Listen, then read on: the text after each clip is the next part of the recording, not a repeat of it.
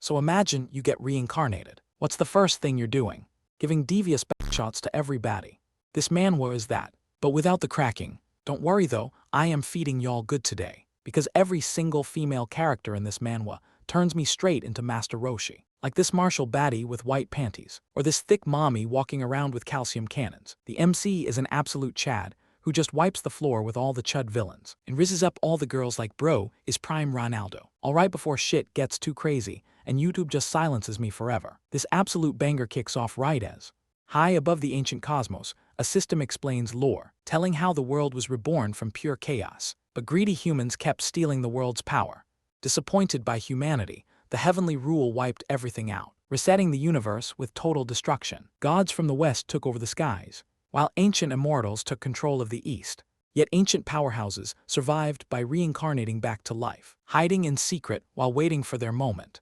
They all marched up to fight heaven again, causing the universe to get destroyed a second time. Our boy cuts off the floating system orb mid-sentence. He sits back comfortably, realizing he is the new ruler, stepping out into this weird brand new world, with godlike authority handed to him right away. As travelers walk past on the dirt path, our guy tags along while chatting with his system. He explains why using raw force is a bad move, dropping smart quotes like a true philosopher. The traveler looks back, thinking our MC lost his mind, until a sudden violent wind kicks up out of nowhere. A massive dragon swoops down from the sky, making all the poor travelers scream and run for life. Our MC just stands there completely unbothered, casually calculating that this monster is actually super weak. The dragon lunges with its jaw wide open, so our guy simply raises a single finger. He fires a gigantic rainbow beam straight into the sky. The energy blast misses the dragon by a hair, vaporizing an entire mountaintop into a massive explosion. Seeing a giant crater left behind, the dragon freezes up. Our boy gives the beast a terrifying death stare, sending the monster into pure trauma-induced panic. The giant beast turns around and flees for its life, while our MC casually waves it goodbye like nothing happened. He smirks, claiming he prefers peaceful talks over violence, even though he nearly blew up the horizon. Spotting a giant settlement in the distance, our guy heads toward the gates of Liberty City, where he immediately notices a slaver cart passing by, packed with innocent captives locked behind heavy iron bars. The traders are smugly bragging about making massive profits, claiming city nobles pay big money for rare captives. Walking right beside the cart, our boy stays quiet, but the trashy trader spots him and tries pitching a sale, offering any prisoner for just 10 gold coins. Our guy glances at the victims trapped inside, staring past the bars with dead serious eyes. Activating his divine golden sight, he sees their inner spirits are completely broken. Thinking he has a buyer, the trader grins greedily and leads our MC to a hidden cage in the back, pulling off the thick canvas cover to reveal an extremely rare captive, a beautiful winged elf fairy bound in chains. But instead of buying her, our boy just glares coldly, turning around and walking away without spending a single coin. Mad about losing a sale, the scummy trader spits and curses him out. Our guy continues toward the city, disgusted by this whole system. His system orb floats up, asking why he does not just break their cages. Our MC explains that smashing cages does not solve the root issue. He points toward the giant captive market building ahead, noting there are thousands of traders across the entire world. The system suggests using his godlike power to wipe them all out. But our boy knows new evil chambers would just take their place, so he decides to handle this dark business from the inside. Stepping into the shop, a fake smiling clerk greets him warmly, asking what kind of servant he wants to buy, showing off captives trapped behind thick glass cases, and boasting that their prisoners are trained to never run away. Our MC asks if they would escape if given total freedom, then requests to speak directly with one of the captives. As the young woman approaches the glass, our MC looks her in the eye and asks if she wants freedom. She just shakes her head in complete fear. He asks if she has anyone waiting for her outside, making her tremble as conditioned trauma takes over. Our boy asks one last time if she wants to be free, but her broken mind only begs to remain a servant. Disappointed by how deep the brainwashing goes, he sighs softly and requests a private VIP room to complete his business. Relaxing on the couch while the clerk serves tea, the clerk steps out to fetch high-tier items. Our MC casually bids him farewell with a calm smile. The moment the door closes and he is left alone, he summons his system interface into the room, rewriting the world's core laws to permanently banish slavery forever, setting the new law directly into the screen, stating that anyone trying to traffic living creatures will instantly trigger a powerful shadow warrior, which gives the criminal one final warning. The system questions his low rank limit, so our MC mocks high-level immortals. He quickly types out the remaining rules, ensuring unrepentant slavers get completely eliminated. Sitting comfortably at his desk, he writes down a strict legal definition. The interface asks for his final approval, and he slams the confirm button right away. A massive shockwave erupts through the entire room, washing right past the guards and captives, launching a huge golden beam into the sky. Our boy smirks, knowing the system is live, right as someone knocks on his door.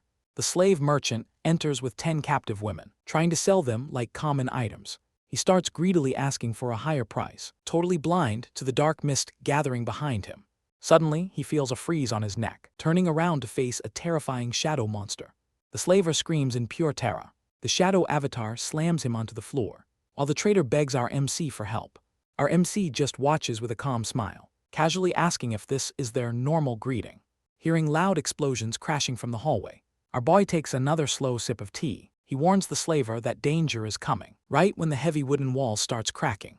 The wall explodes, throwing a beaten warrior inside. He lands hard right beside our tea-sipping MC, leaving the slaver shocked to see Captain Andre. Our guy casually asks who this beaten clown is, and the slaver panics, explaining he's their captain. A massive dark shadow steps through the rubble, radiating dark aura with glowing cyan eyes. Andre warns our MC to flee for safety, but our boy smirks, completely unbothered, leaving Andre to power up his fiery aura and charge straight at the dark warrior. Clashing blades with a loud crash, Andre yells out with all his strength, exchanging fast sword strikes in a blur, shockwaves shaking the entire room. Our MC casually steps out of harm's way as the shadow warrior teleports behind Andre and slams him violently into the floor. Andre lands coughing blood right at our boy's feet, staring in terror as the shadow looms over him. The captain panics and begs for mercy, only to notice something surprising. The shadow warrior completely ignores Andre and walks right past him toward the back. It raises its dark sword high above the captives, making the poor girls scream in pure panic. But the blade cleanly cuts through their heavy chains, shattering every single lock without hurting them. The captives realize they are finally free.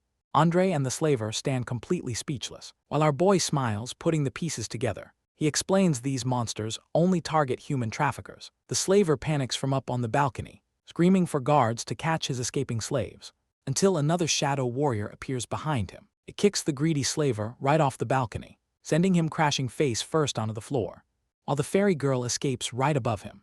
The slaver cries over his lost fortune, before passing out cold right beside our guy. The fairy girl glides gracefully toward our MC, so our boy kindly tells her to return home. She cries happy tears of gratitude, flying away into the bright blue sky.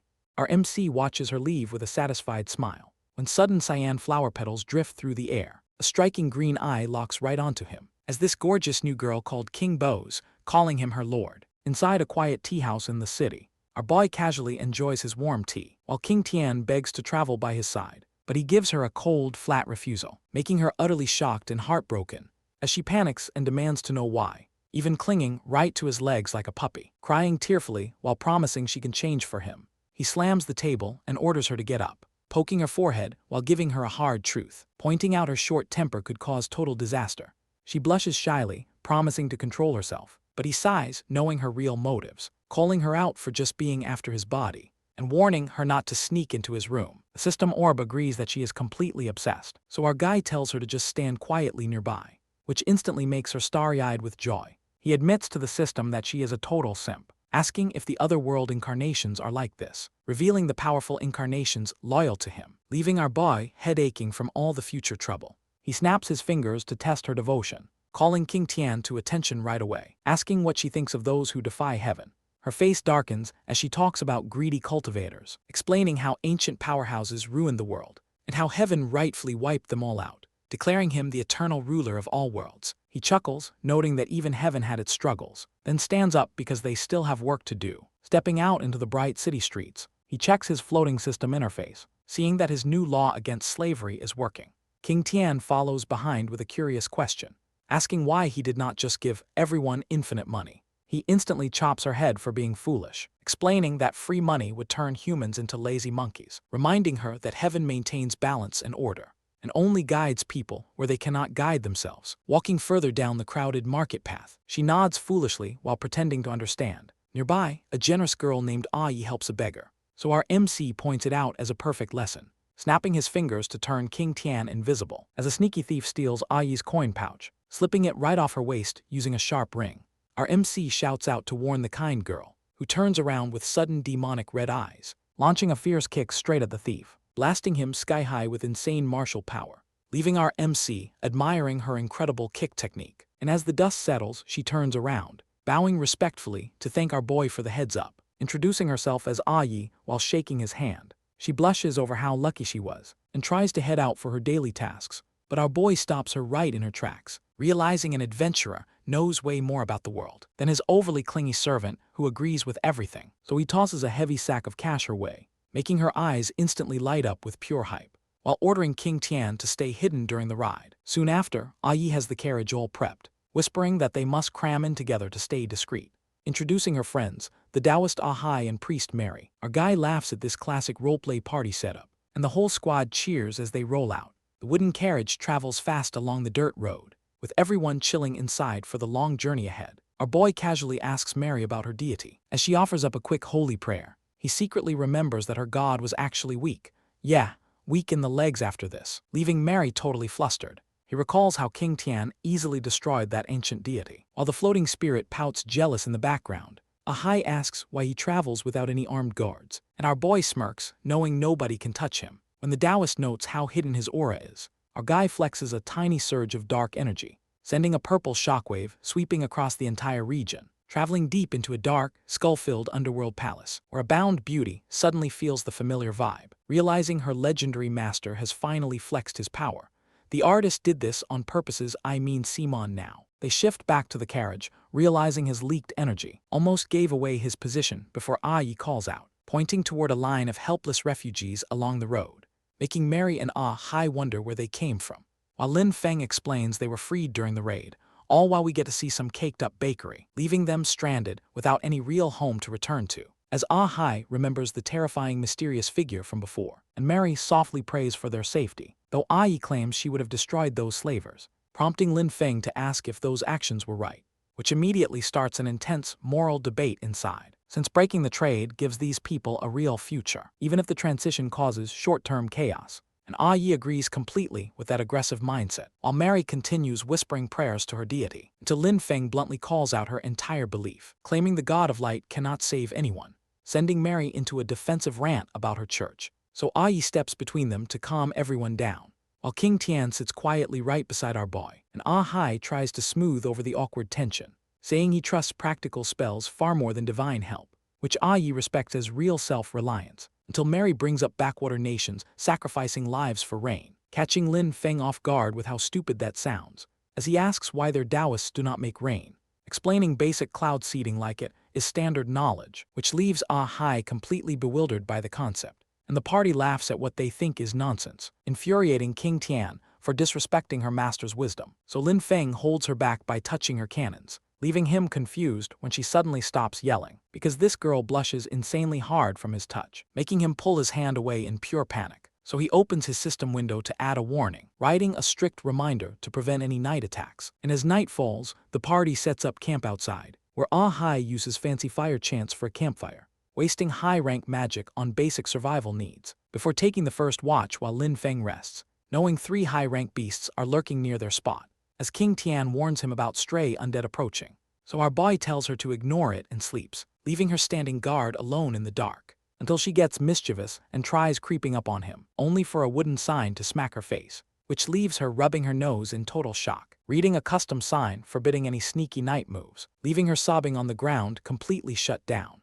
Meanwhile, Ahai and start making marriage promises, which instantly triggers every single classic death flag, as they hold each other under the moonlight. Before Ahai senses something terrible approaching them, he screams for the entire party to wake up. A spooky green mist floods the entire valley, leaving BABYYY staring down in pure horror.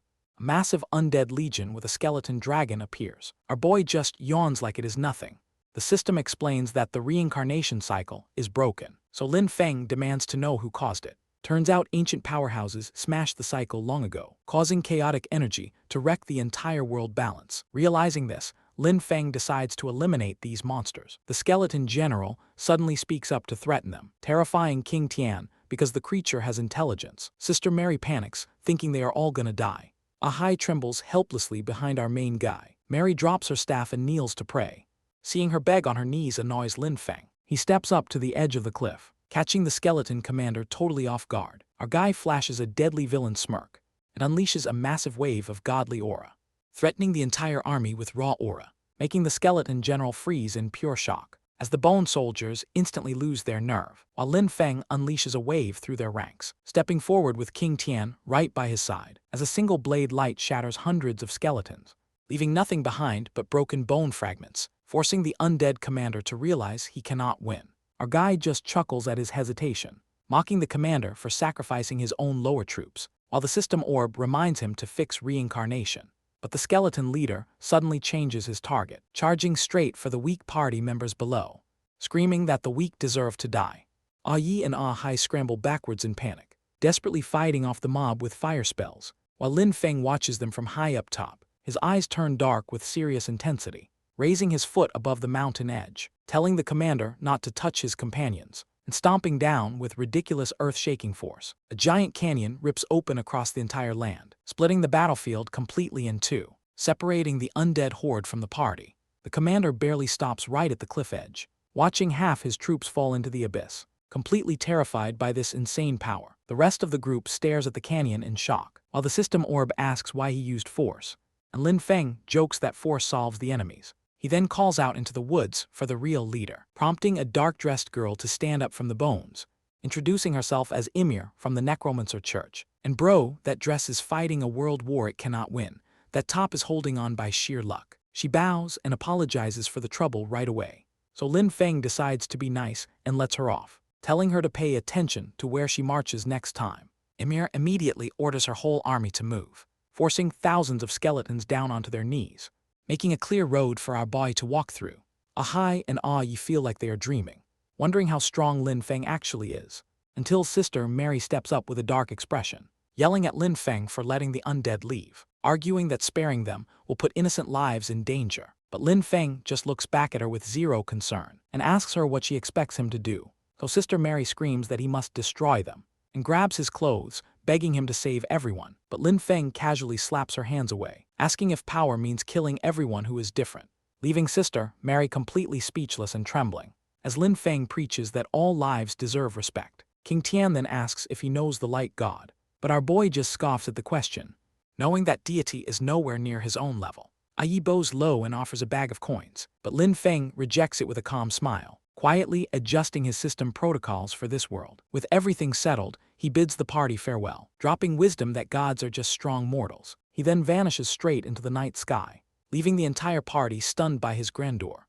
High above the clouds with King Tian at his side, the cute girl asks why he protects weak mortals, so Lin Feng explains that mortals build the future. He gives her a cute chibai scolding to remember, and bro, she smiles back looking like a total meal. Lin Feng then smirks, declaring their next target is hell, as they head toward a realm ruled by colossal skeletons, and touch down straight into the rotting wasteland of hell, surrounded by giant bones and wandering zombies. As a massive portal tears open the sky, energy beams slam down like lightning strikes, blasting the corrupted ground into absolute dust.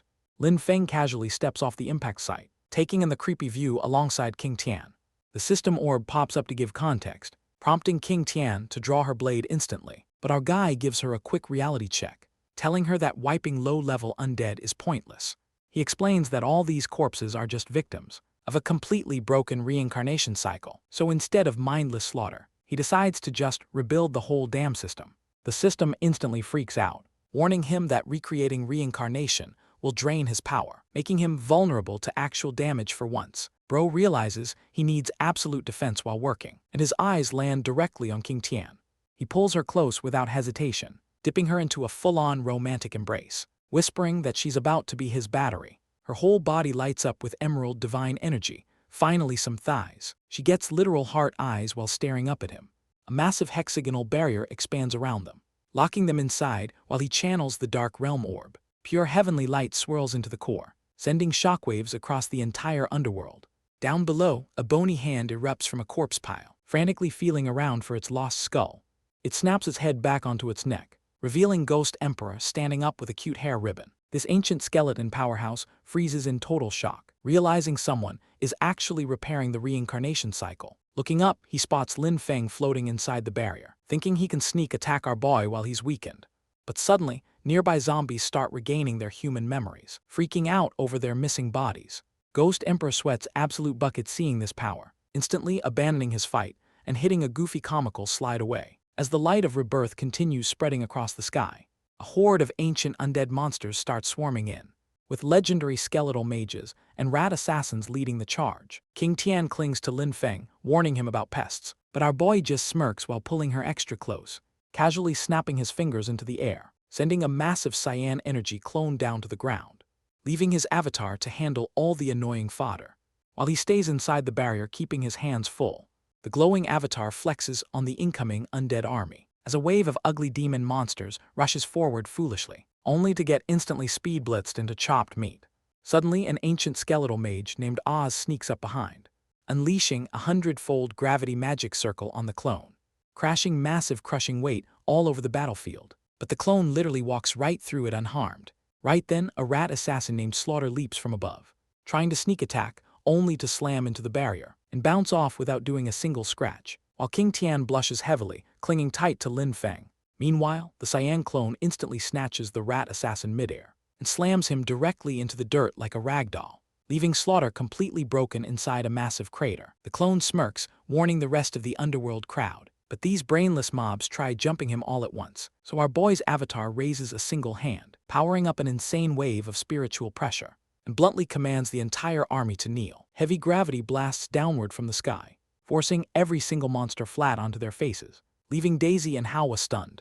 Man, those proportions are carrying this entire fight. Suddenly, Skeleton Knight BABYYY arrives on a bone dragon, bursting with red flames and flexing his late-stage heavenly strength. The corpse elder Gu Lao instantly recognizes him in pure terror, explaining BABYYY was an elite dragon rider in his past life. This flaming bonehead laughs maniacally, declaring the treasure is his, and charges forward with his spear, glowing with dark energy, unleashing a massive 8-direction strike across the entire valley, creating a terrifying storm of blood kai that shakes the realm, forcing the nearby onlookers to cover their eyes from the shockwave.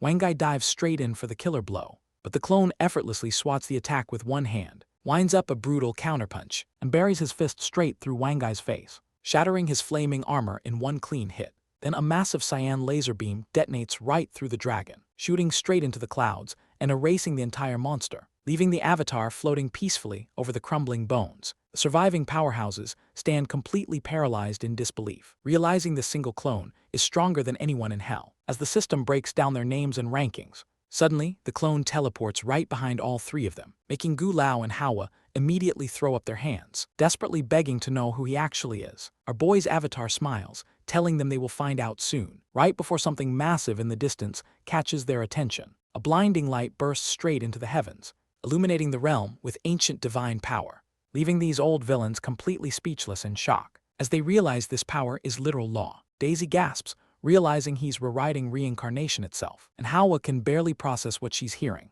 Lin Feng calmly tells them to watch and learn, as heavenly light washes over the entire underworld. Instantly, dead skeletons start growing fresh skin back, leaving them crying in joy as they turn human. Purified souls float up into the sky in flames, and the completed law condenses straight into Lin Feng's hand. King Tian congratulates him as he smiles in triumph, declaring that hell is finally fixed and fully operational. But over on a mountain of skulls, someone laughs. Turns out the Ghost Emperor reformed into a total baddie. Alright, I can't show this cause, I will get banned but holy. And while these restored souls are celebrating in hell, Daisy watches in utter disbelief as souls get restored, realizing that only the true heavenly Tao could do this. As Lin Feng steps out surrounded by dark aura, standing tall alongside King Tian to face the elders, sending Gu Lao and Manhwa into complete shock. The Snake Lady stammers, asking if he's the Tao, prompting King Tian to immediately yell at her impudence. Gu Lao pinches himself just to check he's dreaming, while Manhwa shivers, remembering the horrors of the past. So our boy Lin Feng steps in closer, asking how top experts managed to survive back then. Manhwa explains they hid inside their inner worlds, using small world resources to survive the destruction. Lin Feng questions if they could ever team up, and Gu Lao admits barely a dozen people survived. Manhwa then asks why he caused the apocalypse. Lin Feng realizes he has to play along, explaining that greedy experts reached law-defying power, which caused endless fighting over absolute control. He uses Hell's broken cycle as an example, showing how ancient battles split the reincarnation system. Then our boy casually drops a wild deal, making the elders feel guilty for their greed. He offers them a chance to make amends, inviting them to join his brand new faction, leaving Gu Lao and Daisy completely stunned. King Tian complains these old folks are too weak. And bro, those proportions are fighting for their life. Lin Feng explains the reincarnation cycle needs field agents, pointing out that tough souls won't go quietly, so they need strong enforcers to drag them back. He names this ghost hunting job Ghostbusters, and asks if they're ready to join Hades. King Tian flashes a terrifying dark smile behind him, making the elders instantly scream in total submission. Though Manhwa speaks up, wanting to state her conditions, King Tian fumes, but Lin Feng calms her down, offering to heal the snake lady's lingering wounds. She reveals a massive curse scar across her back, and our boy agrees to help, sealing her loyalty. Now all they need is a competent manager, and King Tian immediately recommends her own trusted ally. Lin Feng checks his system to look up Yao Mingxian, finding an insanely strong ancient warrior sealed away, and learns she can be revived right now. He grabs King Tian and flies off instantly, leaving the elders standing there completely stunned. Sailing through the sky at absolute max speed, King Tian asks why they're traveling so far. Our boy just smirks like it's a side quest. They land outside a dark, hidden mountain cave, where massive chains pin down a legendary figure. And bro, the artist went crazy on this bound baddie. Physics like that should honestly be illegal. As Lin Feng checks her condition in the cave, realizing her base power matches King Tian completely, even if the system ranks her a bit lower. Ready to wake Yao Ming Tian up, a system prompt warns him about permanent power loss, so our boy decides to play it smart, transferring just 1% of his origin power. He gathers the glowing blue energy and unleashes a shockwave so heavy that King Tian almost gets blown away outside. A massive beam of aura blasts into the sky, catching the ancient elders completely off guard, while the violent pressure spreads across all of hell, leaving Gu Lao and Manhwa struggling to breathe. Even the trapped spirits in the skulls panic. King Tian rushes over to ask what happened, and Lin Feng just gives an awkward laugh, admitting he forgot to suppress his overwhelming aura. Turning back to the bound baddie, he presses the origin power right onto her chest, instantly shattering the massive seal chains. Her glowing green eyes snap open, and the moment she sees Lin Feng, she lunges forward and hugs him tightly, with a view proving the studio blew the budget. She cries tears of joy, calling him master, until King Tian angrily shoves her off. Yao Ming Tian apologizes with a smug little smile, dropping to her knees to show absolute loyalty. Lin Feng gives her a brand new task, appointing her as the manager of Hades, and she accepts every word without hesitation. When she realizes Lin Feng isn't staying here, he tells her to handle hell on her own, giving her a gentle head pat to boost her confidence, while King Tian pouts in pure jealousy. Taking a deep breath to speak, Yao Ming Tian unleashes dark energy to broadcast her voice, announcing to all of hell that she now rules Hades, warning every spirit to obey the new order or face the wrath of the ancient rules, making rival cult leaders grit their teeth in anger. She finishes her speech with total authority. Lin Feng watches from above, completely satisfied, confident that Hades is in good hands now. King Tian turns to him, asking where to next, and our boy announces their next destination, the Elven Forest. Meanwhile, deep inside the ancient elven woods, a group of greedy slavers drives a wagon, laughing like clowns about selling their captives. Inside the cage, a winged elf girl sits bound, crying in total despair as they move. Bandit leader BABYYY flexes on his earth dragon, until a silent armored warrior blocks the path. The mysterious knight stands firm without speaking, so these trash mobs try flexing their group name. The knight casually points a single finger forward, making BABYYY mock him like a total fool. Our silent warrior summons a massive lance on foot, causing the bandits to laugh uncontrollably, until a massive lightning summoning circle ignites. A giant divine dragon erupts right under his feet, leaving the bandit leader screaming in pure horror. As the captured elven girls spot the dark figure through the cage bars, realizing their prayers for salvation might actually be coming true, BABYYY frantically tries to bargain by offering 2 of his captives, but the armored knight sits atop his massive beast with complete indifference, clenching his fist as he demands every single captive right now. That ridiculous offer snaps the bandit leader's last shred of patience, prompting BABYYY to rally his crew and charge forward on his earth dragon, only for the divine dragon to open its jaws and gather a terrifying wave of energy, unleashing a massive breath attack that vaporizes the front line into thin air. BABYYY watches his men turn into literal ash in a split second, while the giant dragon physically plows through the rest of his army. The raw impact of the blast completely flattens the surrounding forest, leaving the bandit boss sweating bullets in pure existential horror. He backs away slowly while trembling on his mount, watching the divine knight casually draw his blade and swing forward, shattering the wooden prison transport into flying splinters with a single slash. Our mysterious knight steps up to inspect the freed captives, as the lead elven girl looks up with teary eyes to thank her savior. BABYYY thinks he found an opening and leaps from behind, with a sneaky spear thrust, but our boy doesn't even bother turning around as he casually backhands the air, sending a wave of lethal energy that impales the bandit boss right through the chest. BABYYY crashes hard to the dirt, dead before he even touches the ground. Seeing their leader get wiped out so effortlessly sends the surviving bandits running for their lives, screaming in total panic as they try to lose themselves in the dense woods, until a surprise arrow comes flying out of nowhere and snipes one straight through the head. Reinforcements from the tree, Shepherd Legion roll up riding giant wood golems, led by this stunning elven captain, who clearly did not skimp on her armor budget today. The elven scouts point towards our mysterious knight standing over the battlefield, while one arrogant male elf pins down a bandit and boasts about selling human captives later. That comment instantly triggers the dark energy inside the divine knight, manifesting a ghostly elf archer out of pure starlight. The aggressive male elf ignores the warning and keeps yelling at his captive, so the ghostly archer immediately lets an arrow fly right through his skull. The elven captain gasps in utter shock as the ghostly archer shifts its aim directly toward her, ordering her entire squad to prepare for immediate battle.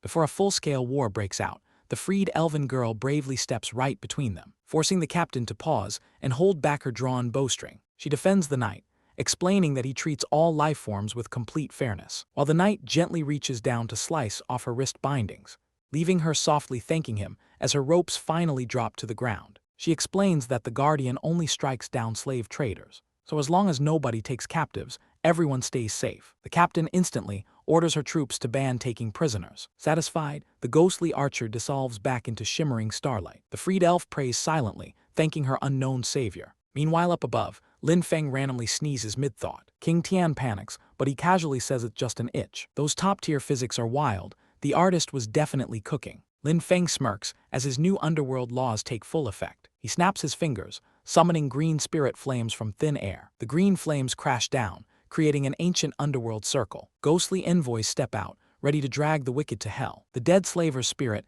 gets forcibly ripped from his body. The trashy bandit screams as iron soul chains lock his neck. The guards drag him away, telling the trash to shut up. They soar into the sky, dragging evil souls straight to Hades. The elven girl stares in shock at the terrifying spectral parade. Her captain gently leads her away toward their capital city. Up above, Lin Feng watches the reincarnation system work perfectly. King Tian praises him, but he tells her to stay focused. With business finished, our boy locks on to their next target, as the grand elven capital of Kale towers before them, stepping right inside the grand elven city, where rescued slaves are immediately forced to sweep streets, and even the local maid staff is looking this ridiculously fine, as the blonde elf girl gazes up at the massive world tree, relieved to finally be back home in one piece. Meanwhile, a fancy carriage pulls up near the inner gate, and our boy Lin Feng steps out onto the stone streets, walking alongside King Tian with matching fake elf ears to blend in, poking her fake ears just to make sure the disguise holds up. They immediately spot snobbish elf nobles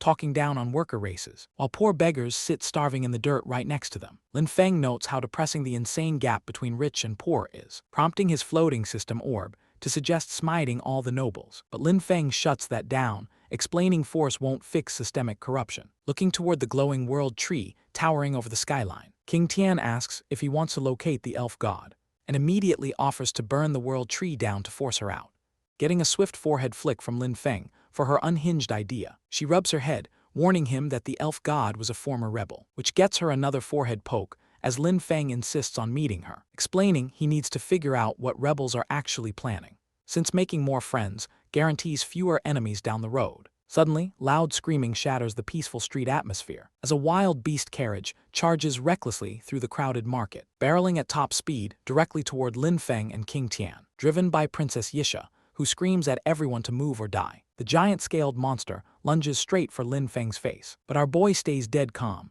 effortlessly slipping right past its jaws, letting the speeding carriage crash by without touching a single hair on him. The system identifies her as the spoiled golden elf Princess Yisha, and Lin Feng visualizes a wild punishment for her. Okay, the artist was definitely having way too much fun drawing this frame. Suddenly, Lin Feng senses someone rushing past behind him, as the runaway carriage speeds straight toward a helpless old man. But the blonde elf waifu bursts in with wind magic, diving headfirst to snatch the old man out of harm's way. She checks to make sure the poor elderly man isn't hurt. feeling heartbroken over how cruel her homeland has become. As she remembers the mother goddess with that stunning side view, Lin Feng walks over, praising her rare kindness in such a rotten society, casually introducing himself as just a nosy passerby checking things out. He asks the old man if all noble elves are usually this arrogant, who explains the harsh caste system where gray and black elves are treated like dirt. Hearing this, the blonde elf girl steps up passionately, shouting that no one's worth should ever be decided by birth. The old man sighs, revealing gray elves live short lives, while golden elves live for thousands of years. Lin Feng casually asks if higher power lowers birth rates, which instantly sends King Tian into absolute overdrive. Bro, those thighs are waking up something in me, and it isn't my spirit. She pounces, immediately asking how many kids he wants. But our boy holds her back as the old man leaves. As the blonde girl grieves over her ruined kingdom, Lin Feng steps in, dropping a massive bombshell, directly addressing her as Lulusha, the former mother goddess of all elves. Her divine aura instantly bursts into a green storm, demanding to know who this mysterious stranger really is. Lin Feng grins, asking if she recognizes the heavenly Tao, but she points aggressively, claiming he's lying. Realizing talk won't work, our guy snaps his fingers, unleashing a massive domain expansion across the city. A giant honeycomb barrier locks down the entire area, instantly sealing away all of Lulusha's divine magic. Lin Feng grabs her chin, asking if she believes now, leaving Lulusha completely stunned by his terrifying speed. But she refuses to surrender and swings her arm to break free, igniting her green divine aura for a desperate counterattack, before King Tian suddenly flies in with a brutal kick. King Tian pulls off a vertical split kick with absurd flexibility, and, "Alright bro, what is that pose?" throwing Lulusha back as her divine energy begins fading rapidly. Realizing she is outmatched, Lulusha activates a high-tier spatial teleportation spell. Our boy just smirks casually, watching her try to run away, reminding her that nobody escapes from the heavenly Tao, as her spatial portal slams directly into his massive domain barrier, knocking her violently straight back down to the ground. Broken and exhausted, Lulusha gasps in total disbelief, while King Tian instantly pins her face flat against the dirt, twisting her arms behind her back with zero mercy. And proudly claiming victory over the former elf goddess, Lin Feng casually orders his loyal assistant to release her. But King Tian protests, calling this captive a dangerous traitor. She reluctantly obeys, pouting heavily as Lulusha slumps over. Our boy steps forward, asking if she finally understands who rules this world. He places a hand on her shoulder, promising he only wants answers. Realizing she has no leverage left, Lulusha reluctantly agrees to talk. Lin Feng asks what the second cycle rebels are currently planning, but she admits she has no idea what their current strategy is, explaining that top rebel leaders never trusted her with big secrets. King Tian thinks she is lying and instantly jumps on her head, forcing Lin Feng to grab his angry little bodyguard by her collar. He then asks why she harbors so much hatred toward heaven.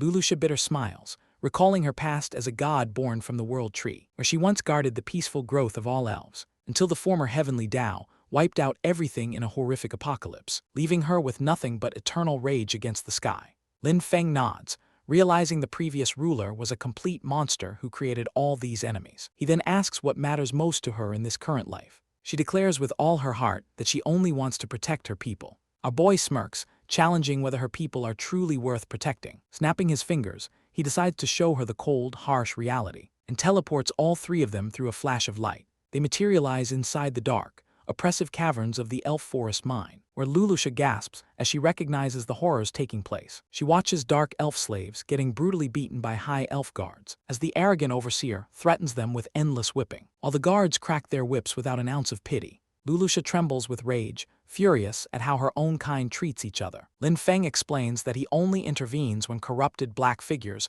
manipulate them, leaving Lulusha speechlessly wondering when the heavenly Tao became so merciful. Lin Feng asks if she wants all slavery abolished completely, pointing out that criminals and war captives become slaves too, leaving the former goddess sweating and totally speechless. He reminds her that her own leaders caused this oppression, pulling her close to remind her of her true duty. Lulusha desperately argues why he will not save everyone, so our boy casually pinches her cheek to wake her up, demanding why her divine faction ruined the world's reincarnation cycles. She bursts into tears, claiming they just wanted better lives, yet he shows how her noble elites enslave their own people. Lulusha desperately denies it, screaming that they had to resist. Lin Feng drops a truth nuke, explaining how Tao energy works, proving that destroying mortal life actually weakens his power. Realizing her entire worldview was built on pure lies, Lin Feng then summons a glowing blue spectral memory, leaving her wide-eyed as ancient secrets unlock before her. showing Lulusha how she drained the spring of aura. Back during the ancient Second World cycle, men of culture, I am sorry, but you can't see this one or YouTube will do bad things to me. Lin Feng cold-headedly exposes how her selfish rebirth wiped out millions of innocent living souls, bringing the former goddess straight to her knees. She desperately screams back that she only wanted life, but Lin Feng instantly roasts her hypocritical mindset, calling out her endless greed without holding back. Suddenly, intense emergency alarms ring across the cavern, as an elven guard screams about incoming dark rebels, before getting instantly impaled right through the chest. The Dark Elf Resistance leader Chattel makes his entry, rallying all the captive Dark Elf slaves to fight, tossing lethal weapons directly onto the stone floor, telling them that submissive slavery leads to death. Their eyes instantly glow red with burning hatred, charging forward like absolute wild beasts for vengeance, turning the underground mine into a bloody massacre. While Lin Feng calmly watches the chaotic slaughter unfold, Lulusha weeps uncontrollably at the brutal carnage, but Lin Feng warns her that surface fixes change nothing, prompting her to suddenly summon a glowing golden weapon, aiming to put a stop to the bloody chaos right here. King Tian flares up, ready to strike her down on the spot, but Lin Feng grabs her collar and holds her back, explaining that this class divide was built long ago. Lulusha freezes in total shock at his words, as he reminds her how golden elves discarded dark elves like trash, never viewing them as equals, but as disposable outsiders, roasting her for ignoring her own people while claiming to save them. Tears stream down her face as the harsh reality hits home, and her glowing golden staff vanishes into thin air. She hangs her head, crying that she failed as a goddess, but Lin Feng tells her to stop crying and find a real fix. She whimpers that she has no strength left to do anything. Lin Feng grabs her shoulder, asking where her ancient courage went, sparking a brand new fire inside her eyes. So he asks what she plans to do next, and Lulusha decides to go straight to the Dark Elf stronghold. Lin Feng smiles, offering to give her a direct ride there, snapping his fingers to tear open a massive spatial portal. Even as King Tian pouts, asking why he helps a former enemy, Lulusha gazes at his back, and bro, this shoulder shot had me clearing my history real quick. They step through the rift, arriving at the Dark Elf hideout. Lulusha steps out onto the dirt path, where a massive dark spider looms in the shadows above, recognizing the beast as an old acquaintance from her past, while the giant spider locks its glowing red eyes straight onto her. Dark Elf archers immediately open fire on the intruders, sending deadly arrows flying through the cavern air. Lin Feng asks Lulusha if she can handle her people, so she raises her hand to channel forest mana, instantly casting a green shield that deflects every shot. The archers panic, recognizing her high-tier spell power, forcing a dark assassin to lunge down directly. Yet Lulusha remains calm, powering up her magic, bursting massive vines from below to bind them all. Lin Feng casually praises their impressive rank while watching. Suddenly, thick purple fog rolls across the cavern, making Lulusha warn everyone that a monster is coming. A shadowy voice orders the archers to fall back, revealing this Spider Queen, as Lulusha immediately recognizes her as Reese, the actual ancient goddess of the Dark Elves. Y'all gotta hear me out, okay? Prompting our boy Lin Feng to scan her stats, revealing she's an avatar with God King strength. So he asks his system why her power is so low, learning that faith gods lose power when their followers decline, meaning Reese is currently at her absolute weakest. But instead of playing nice, Reese flashes a menacing mommy smile, leaving Lulusha sweating in total terror, before Reese swings her massive scythe without warning, straight up declaring she survived just to kill her. Lulusha tries explaining she came to help, but Reese just laughs mockingly in her face, pointing out how dark elves suffered under her rule, her eyes turning completely blood red with hatred. As dark elf archers surround the entire cavern, seeing things get annoying, Lin Feng steps up, casually snapping his fingers, instantly freezing time for everyone in the room. Reese panics as her archers get locked in place, screaming how it should be impossible to pause time. Our boy just smirks, revealing he's the Heavenly Tao, which makes Reese instantly drop her scary aura. I lost track of the story for a solid minute right there, nervously asking if he's really the ancient world destroyer, then dropping to her knees to apologize on the spot. Lin Feng tells them to sort out their own family drama, making Lulusha admit she failed as a creator. But Reese rejects her apology, demanding total revenge, ignoring Lulusha's memories of creating all elf kinds, where every single branch was meant to be equal. As Lulusha begs her to let go of the hatred, Reese completely loses her mind, shouting for blood, grabbing Lulusha, and demanding they slaughter the Golden Elf King. Lulusha refuses to harm any of her children, prompting Reese to angrily shove her away. That's when Lin Feng decides to interrupt the drama, asking Reese what happens after the rebellion succeeds. She proudly states they will make the golden elves suffer instead, exposing her true internal monster, as she screams that she isn't selfish like them. Lin Feng drops an absolute truth nuke on her, proving she doesn't hate oppression, she just wants to be the oppressor, leaving Reese completely speechless and shaken to her core, trembling in silence as her hypocrisy is laid bare.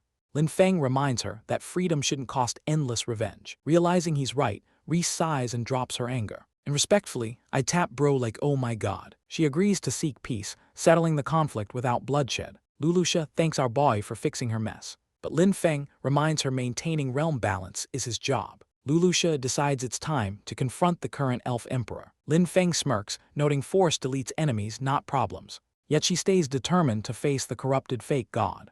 Lin Feng agrees to tag along for the show, slapping King Tian awake right out of her nap, leaving Reese behind as they head for the royal palace. Meanwhile, over at the Grand Kale Palace, someone is throwing a violent temper tantrum inside, as Princess Yisha stomps on her servant over minor sugar levels, and I feel so bad I will trade places with him, and completely loses her mind when the tea isn't perfect, sending the poor servant trembling in absolute horror.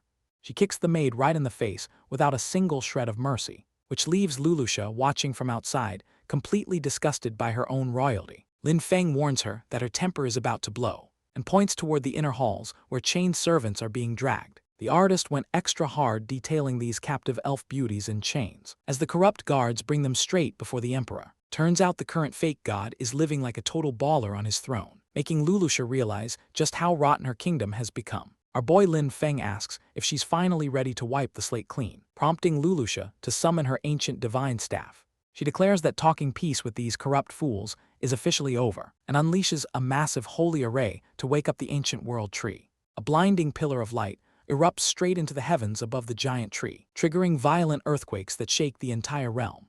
Royal guards everywhere stumble around, completely losing their footing, while Princess Yisha screams in total confusion at the shaking palace. Terrified citizens fall to their knees, begging their gods for mercy, only for the shaking to suddenly stop in dead silence. Before anyone can celebrate, guards start running for their lives, as ancient wooden treants rise with glowing red eyes. These giant tree monsters roar in fury, attacking anyone in sight. While deep within the mountain peak, a giant crimson dragon eye opens. A massive shadow emerges from the forest canopy, revealing the ancient green dragon Allah in all his glory. Sensing the divine signal coming directly from the world tree, the massive dragon lets out a deafening roar that shakes the skies, causing every wild beast in the forest to howl in response, before taking flight to answer the mother goddess's call.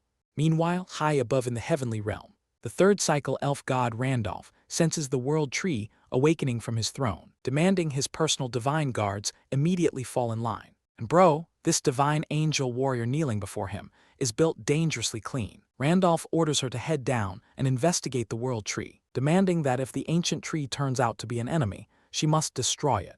At the same time, over in the dark elf territory, Reese feels the sky turning upside down and knows Lulusha made her move. She immediately calls forth her top Lieutenant Chattel, ordering every single dark elf warrior to prepare for total war. Meanwhile, a giant storm opens above the world tree, which catches Lulusha completely off guard. As the current elf emperor descends from the sky, he arrogantly demands why she angered the tree, but Lulusha declares the corrupt nobles must pay. The emperor just smiles like an absolute creep.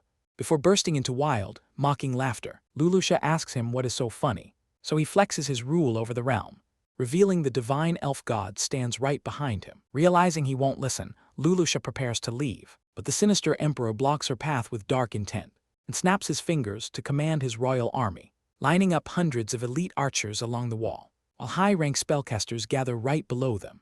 Our MC warns Lulusha these soldiers are all rank 5, leaving her heartbroken that her people refuse to listen. The arrogant emperor just sneers with pure evil energy, asking if those sad thoughts are her final words, before screaming for his troops to kill them both. The commander immediately orders archers to take aim, but Lulusha drops a tear, accepting that war is here, telling them not to blame her for what happens next. Suddenly, colossal treants erupt straight out of the earth. These wooden giants glow with blood-red eyes, swarming the stone walls like an unstoppable invasion force. Panicking guards scream out to raise the magical barrier, as a massive wooden fist winds up to strike. The glowing shield barely absorbs the heavy blow, giving the soldiers a single second of false hope, until the ancient green dragon alas sweeps across the sky, charging up a deadly beam of concentrated green flame. She blasts a hole clean through the city defenses. The magical shield shatters into a million pieces, leaving the elf army crying in total panic. The giant treants march straight into the broken city, tossing helpless guards around like mere paper dolls. The army commander desperately tries to reform lines, ordering mages to hold back the wooden nightmare. Watching his kingdom burn in absolute chaos, the emperor grinds his teeth in rage, yet still manages to smirk, claiming victory is theirs. He points dramatically high up toward the sky, where storm clouds swirl into a divine portal. A heavenly pillar of light pierces the battlefield, leaving Lulusha completely frozen as she looks up. Divine winged angels begin descending from above, revealing Catherine and her thighs that I totally don't want to be crushed between. Our boy realizes the elf god sent her to burn the world tree, right as a giant bolt of divine lightning strikes down. The lightning hits Catherine directly midair, and I had to pause the video because those insane curves are actively defying physics, proving she can tank natural lightning without a single scratch. But our guy notices the divine penalty is way too weak, so he summons his system right on the spot and literally rewrites the universal law code, making every new bolt stronger until the target gets vaporized, revealing his sinister master plan with a cold smirk. He casually tells Lulusha that God Emperor Lightning is loading. Up above, the storm clouds recharge with terrifying energy, leaving Catherine gasping in total shock. She can't comprehend how the lightning is reforming stronger, forcing her to rush down to end this quickly. But the giant green dragon Ela blocks her path. And bro, those divine high-thigh boots are testing my discipline. While Ela openly roasts her fake god for acting tough, Catherine snaps back, refusing to let anyone disrespect her lord, staring down the dragon with absolute fury. As Ela erupts with a massive wave of dark aura, but former goddess Lulusha steps up to handle this directly, leaving the green dragon Ela completely shocked in midair. As she looks back at her old dragon companion, admitting she cannot rest while her people are suffering, she immediately calls upon the ancient world tree for power, surging golden divine energy through every single branch, which causes 6 massive mystical realm fruits to sprout. King Tian watches in total awe from the sidelines, while our main guy Lin Feng smiles with pure excitement, realizing these 6 fruits represent entirely hidden mystical realms. His inner greedy gremlin instantly calculates the insane loot, deciding to let them mature for an even bigger payday. Cascading golden light rains down upon the battlefield, bathing Lulusha in pure ancestral divine essence. And I had to clear my browser history for this view. She descends fully restored as the true elf goddess, sending Angel Catherine into a total screaming panic. Lulusha flexes her 6 realm symbols like absolute light work, so Catherine charges in, screaming her fake god claims. Lulusha coldly calls her nothing more than a traitorous rebel, as Catherine plunges downward with her flaming holy blade, unleashing her full godly punishment strike in desperation. Yet Lulusha blocks the entire strike without even flinching, leaving this 4-winged fraud utterly lost for words. She informs her that human realm power exceeds her imagination, ordering Green Dragon Ela to go help the Dark Elves. Ela nods in deep respect to his true master, roaring loud enough to shake the entire forest domain. As giant treants wake up with glowing blood-red eyes, the massive wooden giants charge directly toward the royal palace, making Legion Commander Mihir sweat like an absolute bozo, demanding to know why Ela betrayed the Golden Elves. Ela roars back that he was never loyal to that trash, prompting Mihir to power up his aura in desperation, until Dark Elf Rebel Chattel teleports right behind his back. Chattel slashes right through his heavy armor in one swing, leaving Mihir gasping in total shock as blood spills, while Chattel proudly reveals he was always a rebel. Meanwhile, Commander Shanties is out here hauling serious bakery assets, panicking as she reports that Legion 1 just got destroyed. Rampaging treants smash Legion 3 into complete dust, while wild forest beasts wipe out the remaining forces. Shanties trembles in absolute terror, having no backup left, as Spider Queen Reese leads the ultimate full-scale crusade. The arrogant elf emperor grits his teeth in pure cope, calling everyone inferior races like a typical salty fraud, right before Ela blasts a colossal dragon beam at him. But Queen Catherine jumps in to shield the blast, wrapping her wings around this pathetic shirtless loser, as Ela roars that his army is completely finished.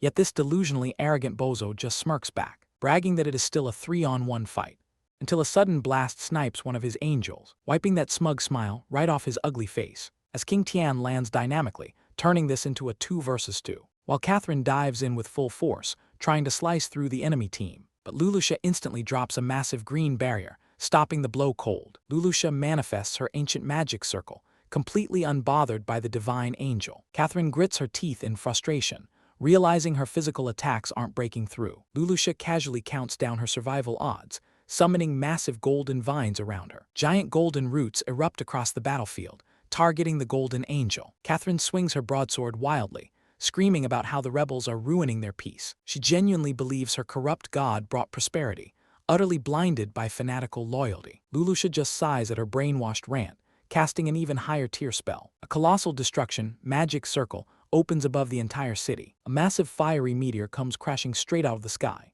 The civilian elves down below panic, screaming in terror as apocalyptic fire descends. Catherine looks up and flies directly into the path of the falling rock to protect the royal palace. She yells out that no attack will harm her king while she still breathes. She slams directly into the meteor in midair, taking the entire blast point blank. The raw fiery kinetic impact tears her holy armor to shreds, burning her body badly. The giant meteor detonates into harmless rubble high above the city skyline. Catherine falls to the dirt like a broken doll, utterly battered in a massive crater. Lulusha casually walks up to the crater edge, looking down at the fallen angel queen. Catherine forces herself to her knees, spitting blood while glaring back with pure hatred. She lets out a manic laugh, claiming the elf race never needed her gentle mercy. Suddenly, Catherine lunges forward and tightly grabs onto Lulusha's legs. Lulusha is caught off guard, asking what this desperate grab is supposed to accomplish. Dark storm clouds suddenly gather as divine thunder crackles above them. Catherine cackles like a lunatic, intending to drag Lulusha into her own divine punishment. She smiles wildly,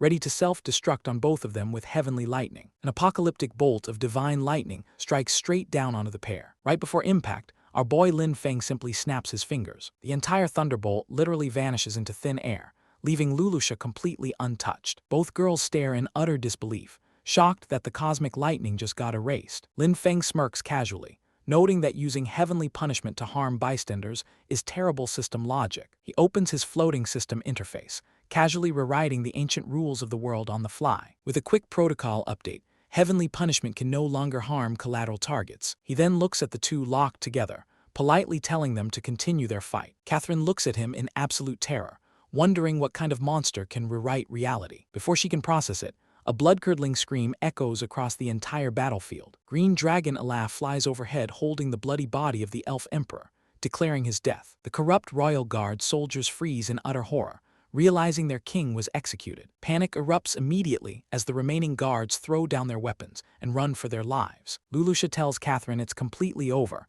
but the battered angel just chuckles sinisterly. Catherine turns to her with a terrifying smirk, asking if they really thought killing the king was the end. Suddenly, a blinding pillar of divine light erupts from the sky, signaling something far worse coming down. As Catherine screams frantically for her god's divine fury, leaving Lulusha totally stunned by the incoming pressure. Descending through the light is the elf god Randolph, who immediately threatens to execute the green dragon Allah. He spots Lulusha alive and glares in disbelief, deciding he must erase her once and for all. The corrupt elf soldiers cheer like total clowns, while Lulusha realizes she lacks the strength today.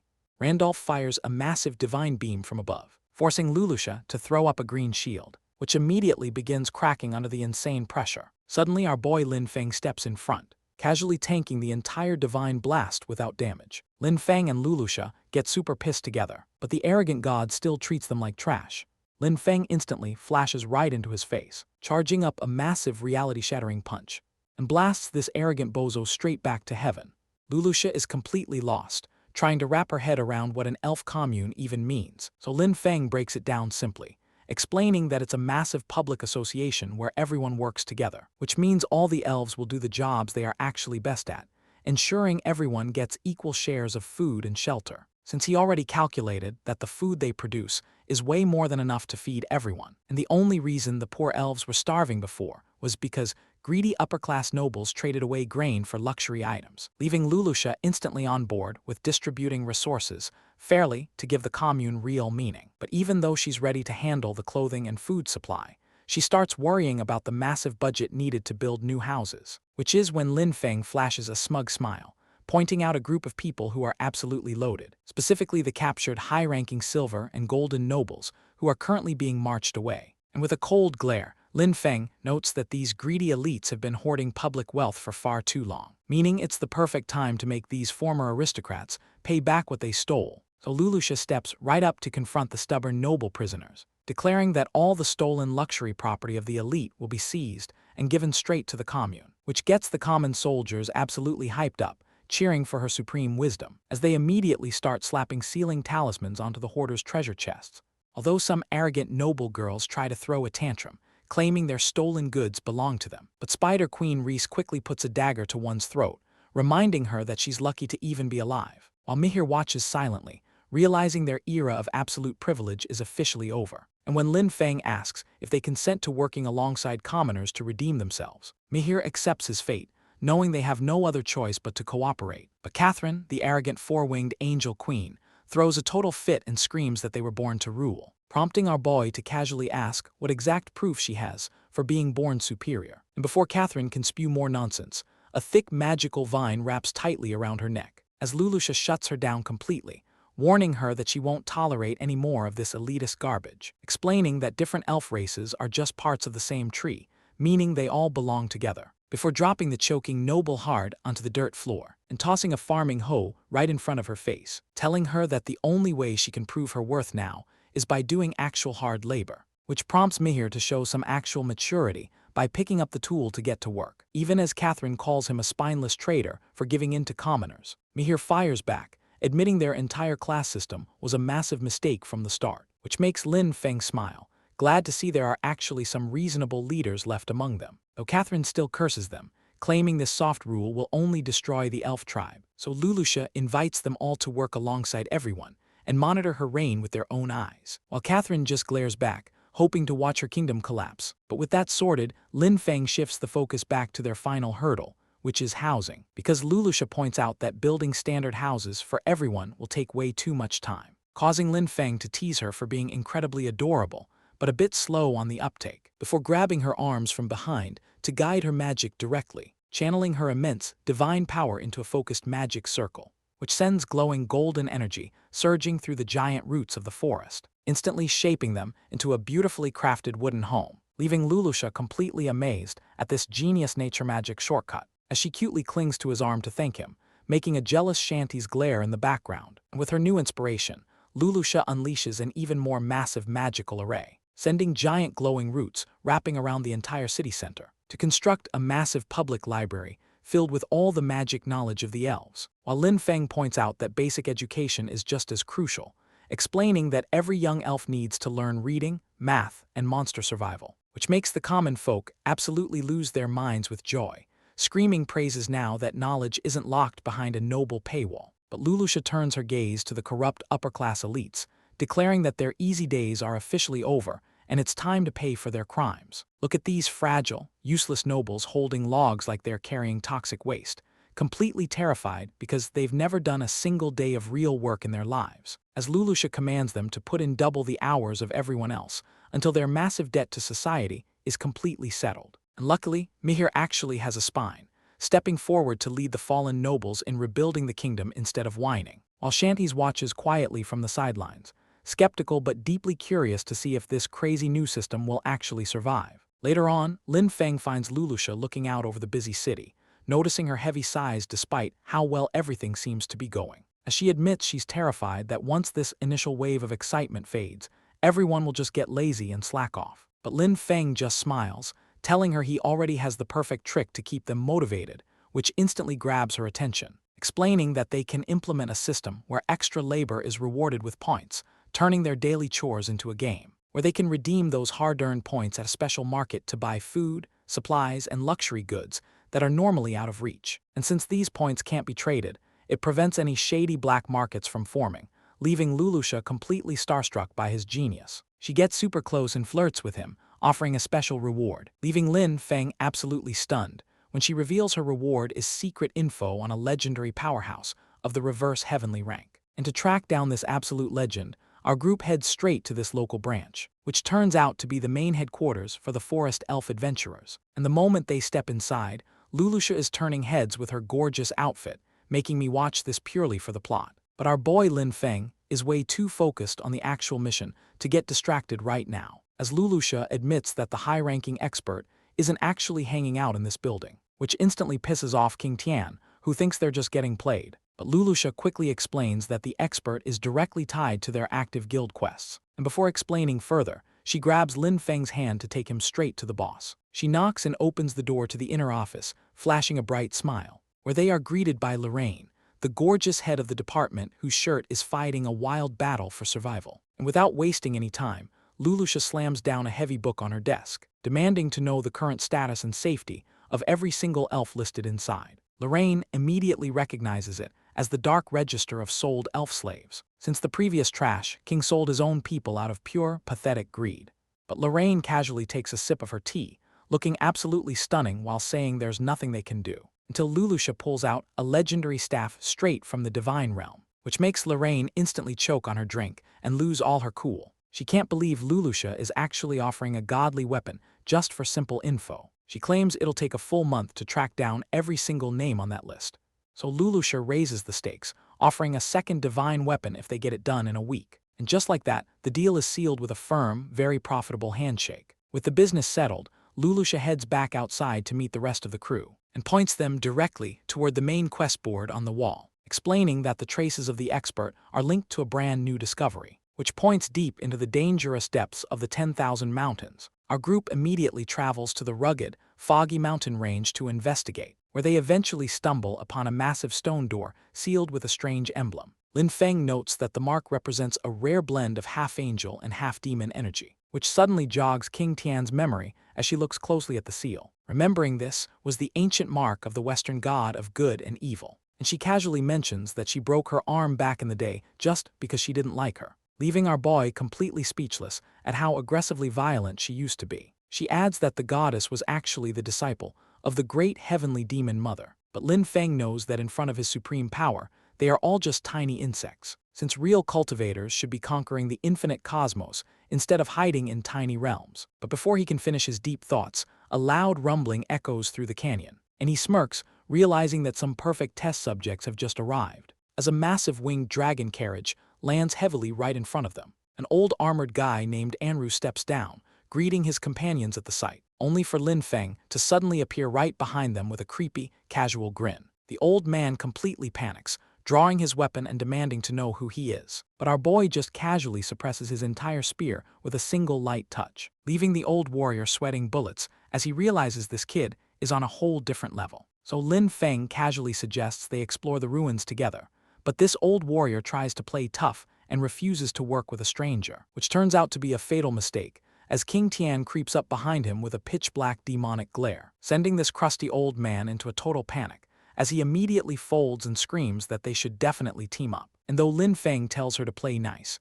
those tight clothes are fighting for their life on her curves and making it impossible to focus on the dialogue. With the forced cooperation officially locked in, the group finally steps past the massive gates into the dark stone corridors, and to break the tense silence, our boy casually turns around to strike up a friendly conversation with the nervous explorers, asking them what they truly believe is the single most important asset for a cultivator. And while they ponder, Lin Feng explains how talent creates a massive divide, but Captain Andre refuses to buy it, insisting that sheer hard work is the only true way, which makes our boy wonder if cultivation methods actually matter more than raw genetics, leaving the captain completely stumped as he realizes King Tian is way stronger than him. So Lin Feng smugly points out that the captain's lower rank makes his opinion much more useful, before turning his attention to a cute Eastern cultivator holding a wooden sword, who politely introduces herself as Lin Meng, ready to follow his lead. And our boy immediately asks her what she desires most on her path to power, and without a second thought,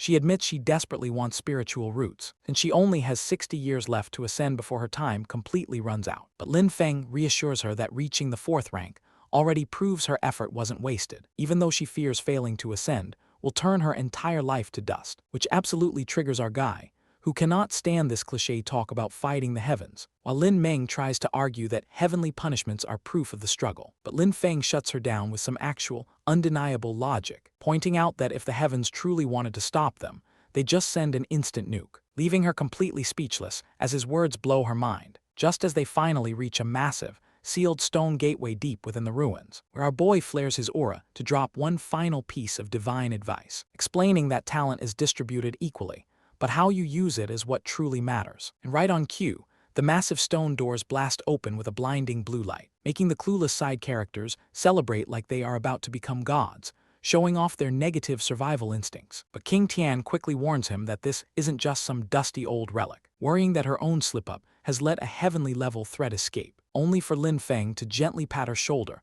and tell her it's actually a good thing, which instantly sends her into a blushing, head-over-heels spiral of pure devotion, absolutely swooning over how much her master cares about her feelings, while our boy's eye begins to glow with a powerful magical seal, detecting a sneaky purple mist that is actively draining the energy of the greedy cultivators. And though King Tian is ready to throw hands, Lin Feng tells her to wait, as the purple energy erupts into massive, swirling spirit birds, leaving other girls like Yi literally gasping under the pressure, as all that stolen energy converges onto a massive, glowing altar, revealing a giant, pulsing purple crystal right in the center of the chamber. And with a confident grin, Lin Feng tells the hidden entity to finally show itself, shattering the massive crystal in a spectacular explosion of smoke and power, to reveal the god of good and evil, a stunning angel-demon goddess wrapped in glowing red threads that are actively testing my self-control. Okay, but like, you guys gotta hear me out, bro, come on. King Tian is understandably worried, asking if aiding this mysterious entity is really a good idea. And our boy Lin Feng just shrugs,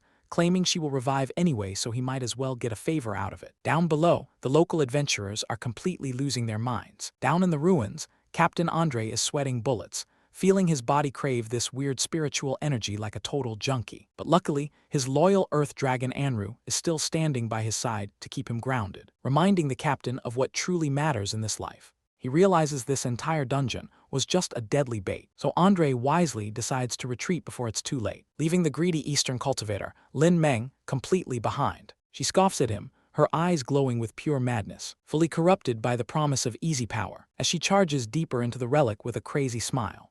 Up above, King Tian senses the oncoming horde of greedy idiots, warning Lin Feng that trouble is quickly heading their way. The foolish mob of cultivators bursts through the entrance, only to freeze in absolute terror as they look up, and King Tian launches a massive energy kick right at them, showing off those lethal legs and absolute peak character design. Lin Feng calls out to his beautiful disciple, ordering her to defend the area without killing anyone, while behind him, the demon goddess slowly reconstructs her flesh, making these ugly bald bozos think there's treasure up for grabs. King Tian warns them to back off before they get hurt, but the greedy clowns charge in like complete brainless idiots, and she instantly shuts them up with a flawless split kick, effortlessly sending another trash fighter flying into the sky. She wraps her thighs around this ugly pirate-looking creep, really want to swap places with him and be crushed by those. Okay, I can't show this cause I don't want to be banished into the YouTube's shadow realm, but just know it took me at least 20 minutes to move on. The rest of the fodder try to overwhelm her together, but she easily trips them with their own weapons, crashing their stupid heads together with absolute ease, and blasting another wave straight into orbit, complaining about how hard it is to hold back her power. Seeing her distracted, some sneaky cowards try to bypass her, rushing straight toward Lin Feng to steal the goddess instead. But our boy Lin Feng just sighs, completely disappointed that these absolute clowns only know how to bully honest people. So he casually raises his hand and snaps his fingers like Thanos, instantly engulfing the entire greedy mob in a massive column of green teleportation magic, sending them screaming all the way outside the mountain relic, completely bewildered by what just happened. While one sweaty, terrified bozo realizes they were dealing with a high-level magician and starts crying about provoking a literal god. Back inside, King Tian is super apologetic for almost vaporizing them, but Lin Feng is just glad he saved them from her lethal kicks. With the trash cleared out, our boy turns his attention to the pillars, asking the sneaky rat hiding in the shadows to show themselves. And out steps Lin Meng, who has been quietly watching everything to see exactly who the master of this relic really is. Lin Feng is totally chill about it, praising her professional attitude and her impressive growth as a cultivator, giving her some parting advice to stay focused on her training, no matter how tough the path gets. Once she leaves, he finally turns around to the core of the relic, knowing the main event is finally ready to start, as the gorgeous dark demon goddess finally opens her eyes. And man, the artist deserves an actual raise for those twin mountains, shattering the barrier with an absolute explosion of raw energy, as she fully unleashes her majestic, top-heavy glory upon us gentlemen. But instead of letting her escape, our boy greets her with a smug grin, sending her crashing face first right back down to the floor, making her realize she isn't getting away that easily, especially with King Tian blocking her path and warning her, which completely shocks her because she never expected this girl's master to actually be the literal heavenly Tao standing right in front of her. Feeling his terrifying aura makes her instantly sweat with fear, knowing she has absolutely zero chance of winning this fight. But before she can even take a single step, these fucking golden chains lock her down, blocking our view, while King Tian holds her down with a terrifying warning, though our boy quickly tells his disciple to play nice, explaining that he only revived her to have a peaceful chat. But she immediately rejects him, claiming they have nothing to talk about. So he gets right in her face, reminding her who has the power here, warning her that he can easily scan her mind if she refuses, which forces her to reluctantly agree to his interrogation, starting with what exact plans the heavenly rebels are cooking up. She insists she knows nothing, which only makes King Tian super angry. But our boy easily reads between the lines, knowing a plan exists, asking next if her master, the heavenly demon mother, is still alive. This completely triggers her, making her snap back in anger, since he knows a powerhouse like her master wouldn't go down so easily, as his system identifies her as the god of good and evil. Before he asks why they even decided to rebel against the heavens, she passionately yells that they had to fight back because the heavens are merciless. Our boy just laughs at her dramatic speech, completely mocking her views, while she complains that there is no place for living creatures. He counters by telling her there is a second half to that quote, reciting the classic line about how the rulers treat everyone like dogs, getting incredibly close to ask how high-level cultivators treat ordinary folk, making her face turn bright red as he presses the issue, forcing her to back away as she tries to justify her actions, which only makes him sigh at how misunderstood the whole situation is, as she remembers the tragic past where everyone she cared about died. But he raises his hand to stop her emotional outburst, asking how she even knows the other rebels actually died. She stammers, saying he would have just wiped them out instantly. Suddenly, a massive light bulb goes off in our boy's head, as King Tian asks him what this sudden realization means. He explains that letting them die once was actually the main plan, though his cute disciple still doesn't get how that's a threat to him, prompting him to gently pat her head to comfort her, explaining that killing the incarnations of heaven slowly drains his power, meaning the rebels are getting ready to resurrect, and they must be stopped. King Tian immediately offers to execute the captive girl herself, but Lin Feng steps in to declare that only he will decide her fate, prompting his cute disciple to quickly back down and apologize, before our boy drops a total bomb by casually telling her she is free to go, completely breaking the brains of both girls as they stare in shock, making the gorgeous prisoner instantly paranoid that he has some secret, evil scheme up his sleeve. But as she gets worked up, her loose cloak starts slipping off her shoulders, revealing her insane legs as she panics and accuses him of messing with her clothes, which honestly, we are not complaining about. While she yaps that our boy Lin Feng won't be able to control her anymore or something, I ain't even listening at this point, which immediately triggers King Tian to lose her absolute mind at her shamelessness, instantly jumping in to cover Lin Feng's eyes, even though she isn't actually blocking a single thing. But our MC just tells her to calm down so they can actually focus on the real task at hand, especially since this freed prisoner is already walking away completely nude, vowing that she's going to overthrow him sooner or later, and honestly, leaving King Tian incredibly annoyed that they're just letting this arrogant enemy walk free. But Lin Feng is playing the long game, wanting to see how these old gods clash with the new ones. So he pulls up his massive system interface to finalize the world's new cultivation rules, deciding that these massive changes won't just apply to humans, but also to plants and animals. He sets everyone's total base qualification to a flat 100 while randomly distributing points, ensuring that even those with balanced elements still have a path to become incredibly strong. And once they turn 12, they'll get full access to the library to pick their perfect style. The system warns him that this might explode the cultivator population and cause absolute chaos, but he simply smiles, aiming to push this entire world way past its limits into the future, leaving his loyal companion completely starstruck by his incredible vision. With the system set, it's finally time for them to head back to the forest of the elves, where the massive ancient tree stands tall and peaceful under the bright sky. Lin Feng is pretty pleased with how the elf commune is building up so nicely, until a frantic Lulusha suddenly runs up to him, absolutely panicked about why the god of good and evil has returned, while wearing an outfit that is literally holding on for dear life, instantly sparking a massive wave of jealousy in King Tian as she tries to push her away. While Lulusha explains that the Western realm is in total chaos, and even Reese got called to a meeting, she demands to know why the heavenly rebels would care so much about the city of the gods. And that's when Lin Feng drops the news that the newborn elves are going to be very different, making her grab his shirt in a panic, begging to know if he tampered with her entire race. But he proudly announces that he actually changed the qualifications for the entire world, prompting King Tian to violently pull her back for getting way too close to her master. Though Lulusha warns that the resurrected human emperor will definitely fight him over this, and I'd fight any of y'all over this too, while King Tian flexes her tiny arms, promising to tear anyone who threatens him to pieces. Suddenly, a terrified elf messenger comes running through the woods, completely out of breath as he tries to deliver some incredibly urgent news, screaming that the Holy Synod has officially sent a massive force right to their doorstep. Look at this arrogant clown riding on top of a giant dragon like he's actually some kind of boss, with that tragic face card, complaining about how the elf forest feels different today while preparing to show off his power. And he decides to make a grand entrance by blowing up the local landscape, sending the poor peaceful elves flying through the air in absolute terror. This generic, clunky-armored bozo steps out of the dust looking like a melted tin can, thinking his shiny scroll makes him look cool when he's really just a massive loser, waving a scroll around and loudly declaring that he represents the supreme holy synod. While our crew watches this clown from the cliffside,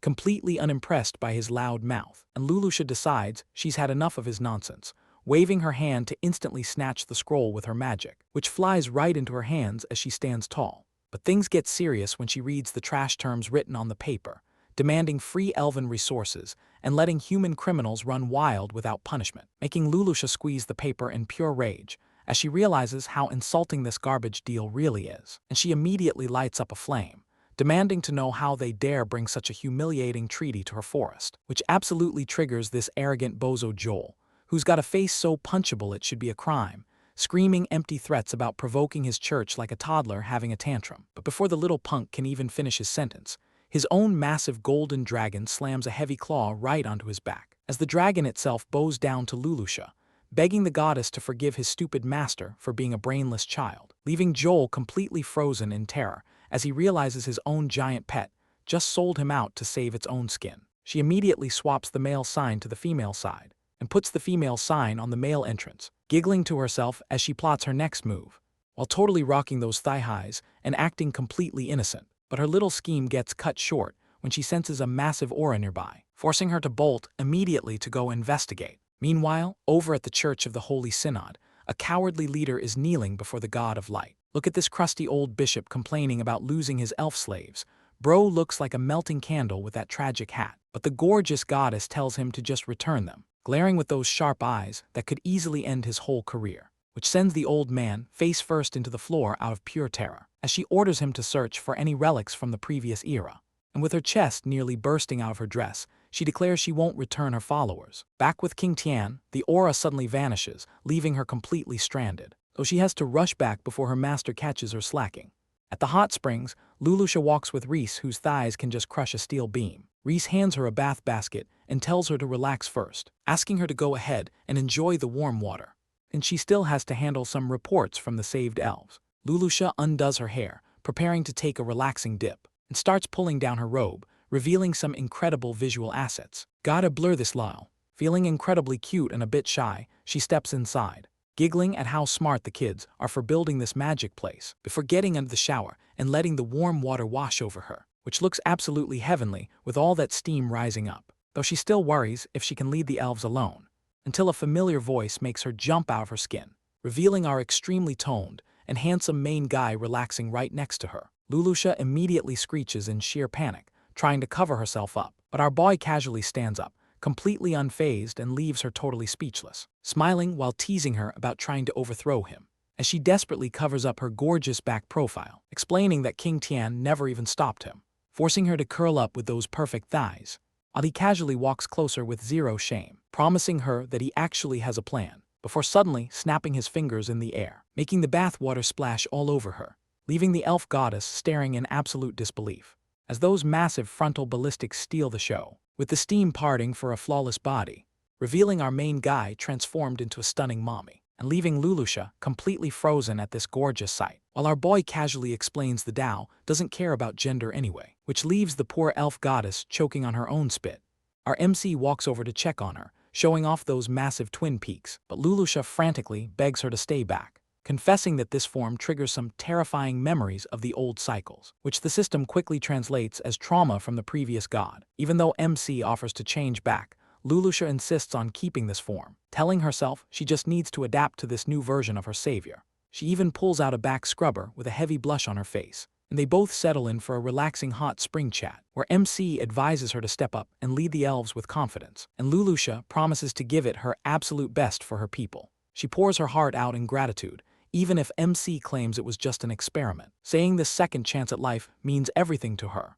Naturally, our mischievous MC claims she knows exactly how Lulusha can pay her back, wearing the most devious, smug smile you've ever seen on a baddie, which completely throws Lulusha into a massive, red-hot blushing panic, as MC pulls her close, whispering that they are completely alone in here, and she has no choice but to slowly give in.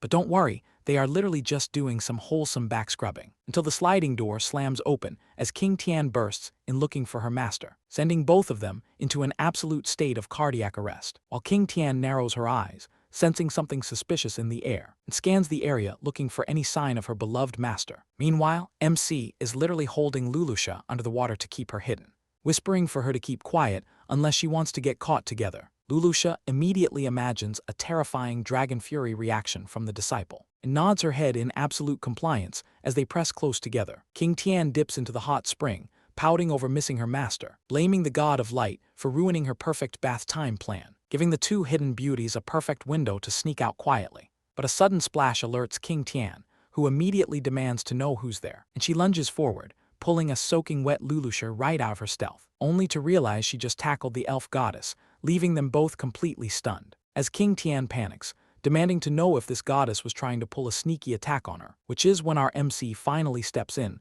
to clear up the entire messy misunderstanding, poking her on the forehead to explain that she simply messed up the signs on her way in. But King Tian is still incredibly confused, wondering why her master is currently a gorgeous woman. And our boy decides there is absolutely no reason to keep maintaining this female form anymore, showing off one last peek view of those mommy assets before changing back. So he snaps his fingers and turns back, but King Tian completely panics and tries to shield the goddess's eyes, only to hilariously cover the wrong area. But just when they think the chaos is finally over, a couple of unsuspecting dark elves slide the door open to join, only to freeze in pure horror at the sight of a fully unclothed dude chilling in the water with their pure goddess, instantly slamming the door shut and sprinting away, while Lulusha screams that it is definitely not what it looks like, leaving the poor goddess completely traumatized and utterly defeated after the bath, as she sits in her office crying that her holy reputation has been totally shattered in a single afternoon, though our MC casually offers to solve her problem by just wiping their memories with a smug smile. But their chaotic bickering is suddenly cut short when an urgent messenger bursts into the room, bringing the terrible news that the massive army of the Third Empire has officially crossed their borders, ready for war. Indeed, the enemy army is already marching deep into the forest, with their lead general warning everyone to stay on high alert as they step into elf territory. But these cocky soldiers don't take the warning seriously at all, laughing about how they've been dreaming of this raid, and this creep is already imagining keeping a hot elf babe all to himself, while his buddies join in on the laughter, completely unaware of the horror waiting for them. A veteran tries to warn them to stay humble, but this smug kid proudly brags that their 30,000-strong army has nothing to fear, and he even mocks the old man, calling him a coward just because he's being realistic. Like, look at this smug little bozo with his tragic bowl cut acting like he's built different, when he's probably getting slimed out in the first 5 seconds. The veteran just sighs, knowing that overconfidence in war is a one-way ticket to the grave. But before they can bicker any further, the general suddenly stops his mount, sensing a heavy pressure in the air. The front line quickly locks their massive shields together, bracing for an incoming attack. And as they look up, a massive shadow completely blocks out the sun, revealing a colossal, terrifying wooden golem standing right in front of them. Sitting on top of the giant is Yisha, showing off those legs and warning them to turn back immediately. But the general just sneers at her, mocking her for standing alone against an entire army, while the same ugly grunt from earlier talks more trash, begging the general to let him make her a slave. Seriously, bro is too chopped to be talking this much game with his greasy chin. He's begging to get crushed by a giant tree. Yisha gives them one final warning, her voice echoey and cold as she looks down on the invaders, her eyes filling with pure rage, as she realizes these human scumbags have zero intention of leaving peacefully. But before a massive clash can break out, a casual voice suddenly interrupts the tense silence, and our MC casually steps out of the shadows with a smug smile, offering the general a very generous suggestion to just turn back if they want to keep their lives. Of course, the arrogant general takes this as a direct insult and orders his troops to charge forward, screaming at his men to capture all the elves and show no mercy.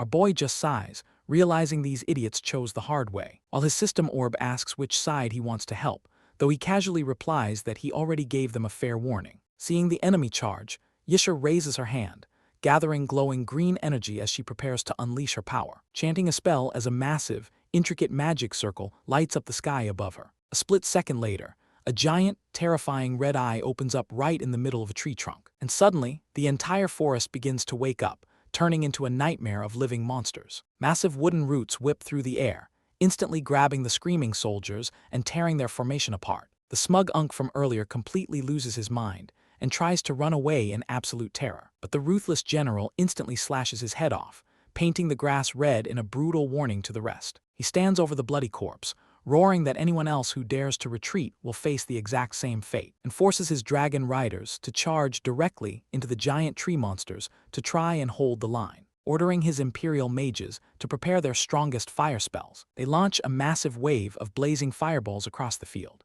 scorching the massive tree monsters and leaving them completely covered in flames. Our MC watches from the sidelines, casually praising how well humans cooperate, but sighs because this battle was already decided a long time ago, as glowing green healing runes instantly clear away all the fire and smoke. The fully healed monsters swipe down, crushing the terrified soldiers on the spot. While Lulusha steps forward, the generic knight captain charges right at her like a total clown, only to get instantly bound by massive golden energy ropes before he can even swing, leaving this buckethead completely paralyzed and shaking in absolute terror. As she raises her glowing white staff into the air with divine authority, a massive golden magic circle expands across the entire sky, leaving the helpless captain to scream out in total despair, just before a colossal beam of pure light completely vaporizes the landscape. When the smoke finally clears, a massive smoking crater is all that's left, with the battered captain tied up and kneeling before Lulusha, who looks down with absolute dominance, revealing she is the true goddess of the elves. While the underworld keeps processing all those lost souls, our guy watches, noting the mortal world is chaos, so he needs a strong representative to help him,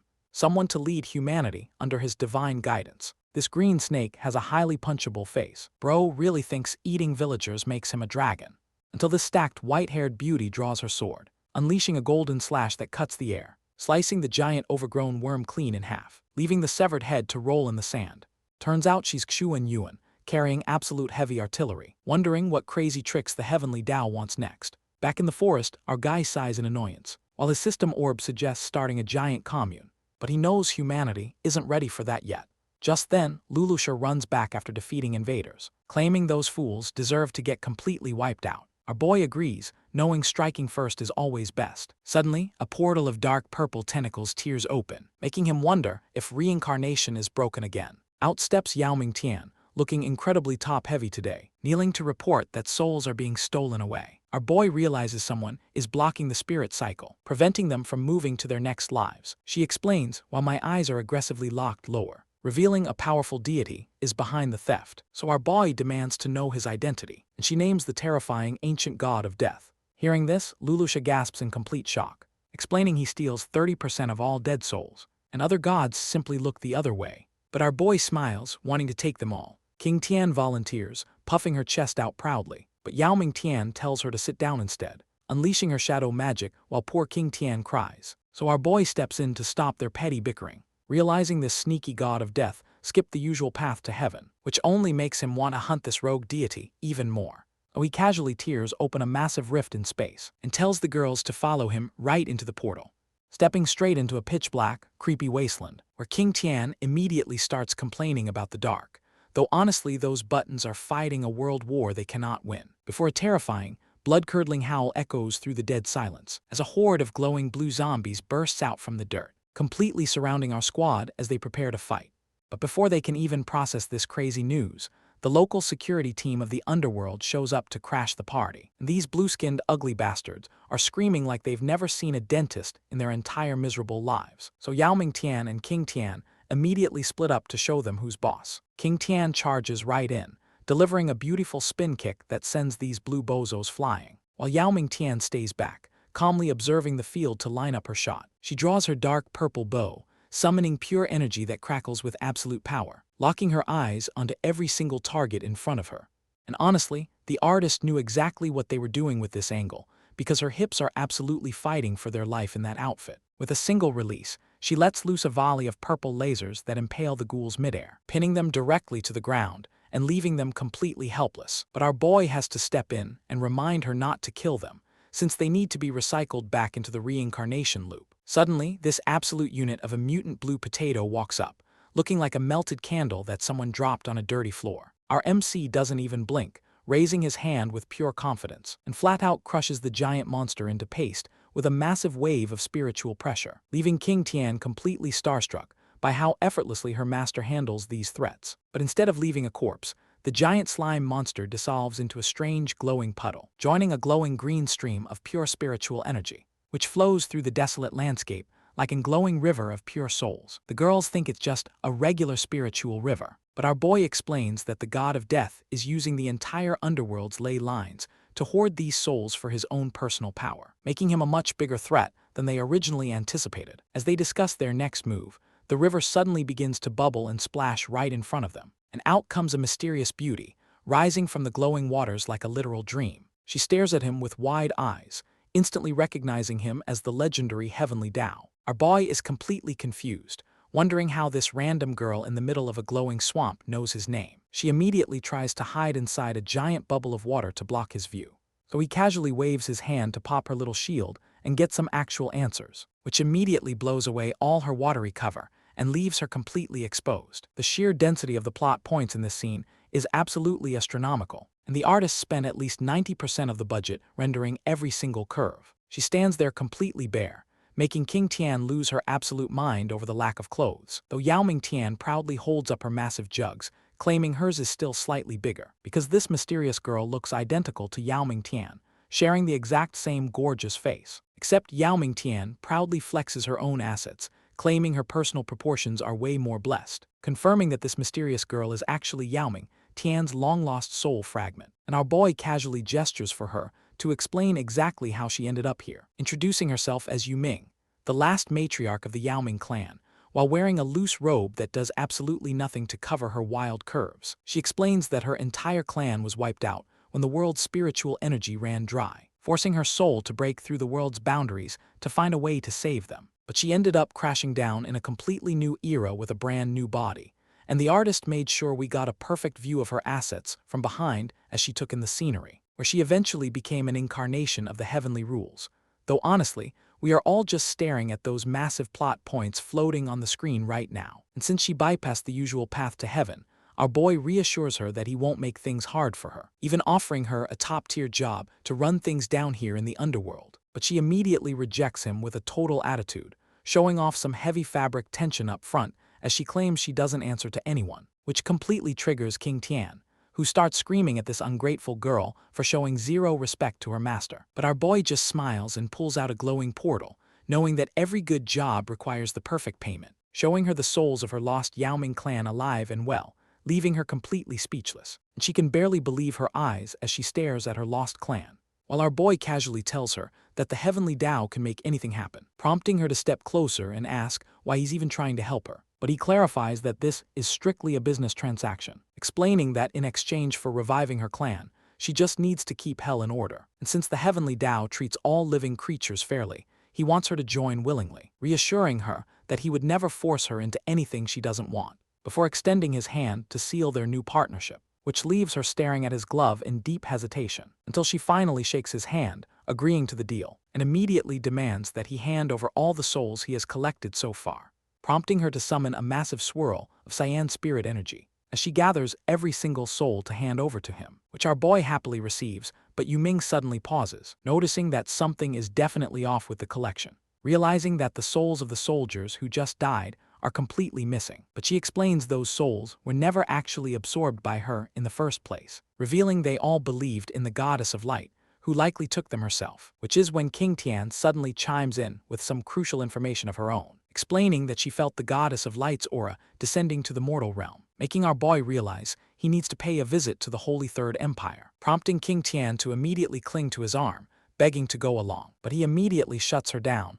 leaving her completely shocked, explaining that her presence would only cause trouble and she needs to help manage the underworld. And before he leaves, Yu Ming warns him that the human Emperor Xuan Yuan and the Ghost Emperor are still alive, which makes him realize he needs to be a bit more merciful this time. So he steps through a spatial portal to handle them personally, leaving Yu Ming and her duplicate to discuss how they'll work together under his rule, though King Tian quickly interrupts their chat, demanding they get to work immediately, dragging her off so she can finish her chores and go find her master. Meanwhile, our boy successfully arrives at Sun City in the Holy Third Empire, examining a coin featuring the unremarkable profile of Emperor Charles XI.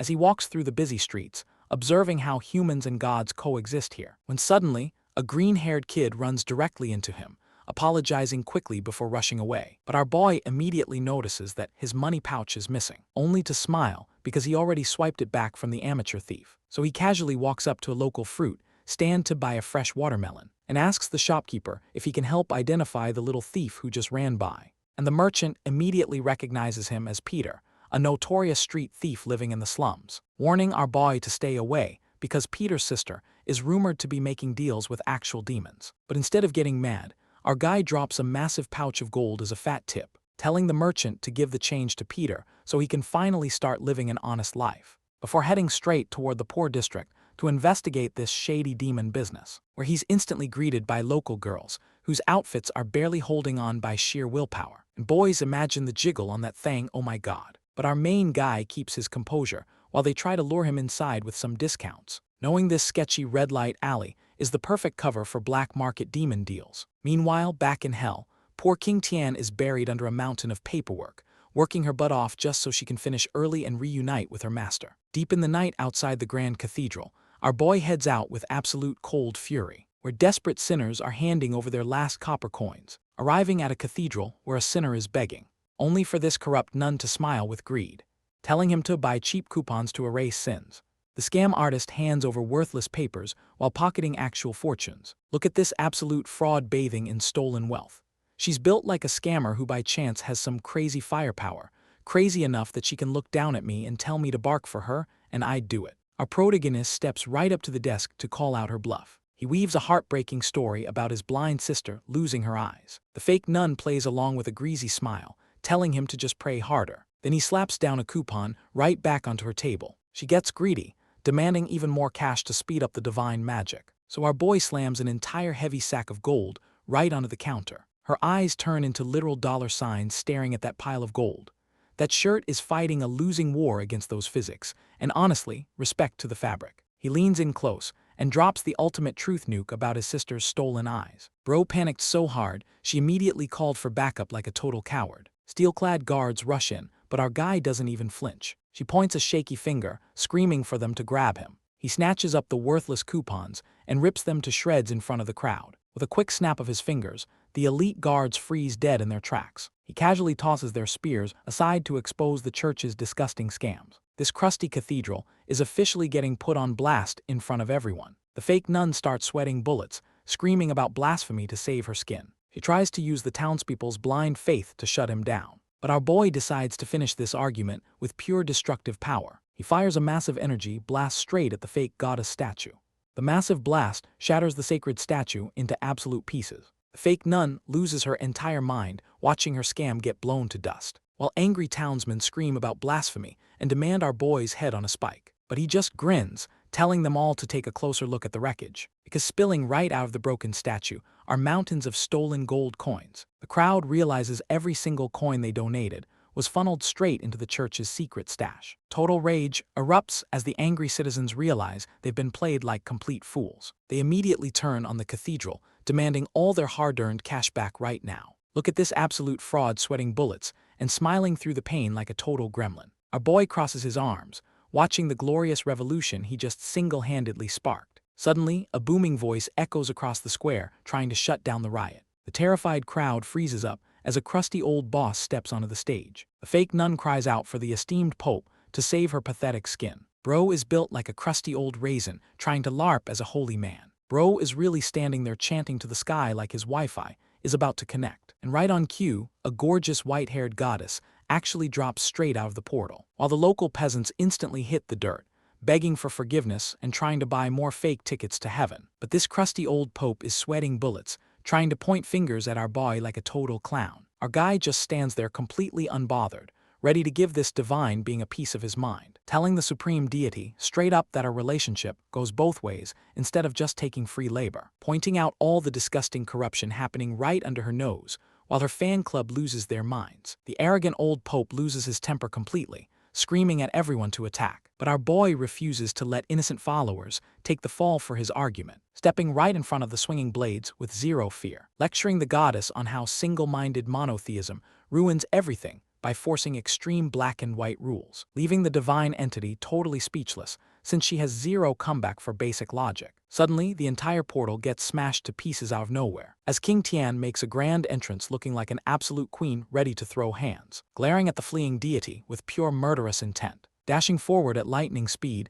to cut off the escape route, and landing a devastating flying kick straight across the goddess's face, sending her crashing down from the sky like a falling star. Our guy facepalms hard, wondering why violence is always the immediate answer, while King Tian drags the battered deity over by her hair, looking extremely proud of her handiwork, crouching down to have a polite chat with the bruised goddess, explaining how her followers get nothing in return except endless suffering and poverty. The defeated deity glares back, asking if he really came all this way just to debate theology, offering her a sweet business deal to expand her church influence, with the simple catch that she actually has to listen to her people and clean out all the garbage priests, leaving the shocked goddess with no choice but to accept the terms, proposing to control religion at the source rather than abolishing beliefs, asking if she is willing to clean up her act under his strict supervision. With King Tian standing right behind her grinning like a total menace, she cracks immediately, agreeing to keep their sketchy partnership strictly on the down low. Suddenly, all the corrupt church goons out in the courtyard start getting super drowsy, collapsing to the ground fast asleep, while the Pope panics completely. Our boy casually pops up right behind the terrified religious frauds, as these crusty old frauds sweat bullets trying to apologize for their sins, before echoing screams ring out across the night sky as divine justice is served. Before echoing screams ring out across the night sky as divine justice is served, our boy casually holds up the floating souls while staring down the defeated goddess, pointing out the vile organ trafficking run by her corrupt followers down below. The disgraced deity tries to excuse her crimes by claiming it was all done in her name, but our guy immediately shuts down her pathetic excuses with cold facts, slamming her complete neglect of actual human suffering as the root of all decay, forcing her to submit to a complete and total institutional cleanup. She nervously agrees, while our boy shrinks down to his cartoon chibi form, though our guy reminds her there is still one more tiny matter to handle, making the terrified deity sweat bullets over the souls she unlawfully snatched away. Meanwhile, back in the mortal realm, a young boy named Peter runs home to his blind sister, proudly showing off a real gold coin he earned from a mysterious customer. They share a warm hug over their sudden stroke of good fortune, before she suddenly feels a strange glowing warmth wrapping around her face. Her blindfolded eyes vanish as her vision is miraculously restored in a flash of light, shedding tears of joy as she finally gets to see her little brother clearly. She clutches her hands together in deep gratitude toward the goddess of light. Back outside the window, our boy points out how a simple miracle instantly buys loyalty. The humble deity finally accepts that serving her followers is her true duty, so the duo instantly teleports straight down to the underworld to inspect the afterlife, where the ghostly underworld guards are aggressively herding the endless line of lost souls, forcing every single departed spirit across the bridge for formal judgment in hell. The mommy material Yu Ming sits atop her high judge's bench demanding their crimes, while the arrogant Pope and his corrupt cronies get dragged right into the courtroom. This crusty old clown throws a massive tantrum screaming that only his goddess can judge him. Yu Ming coldly shuts down his pathetic whining,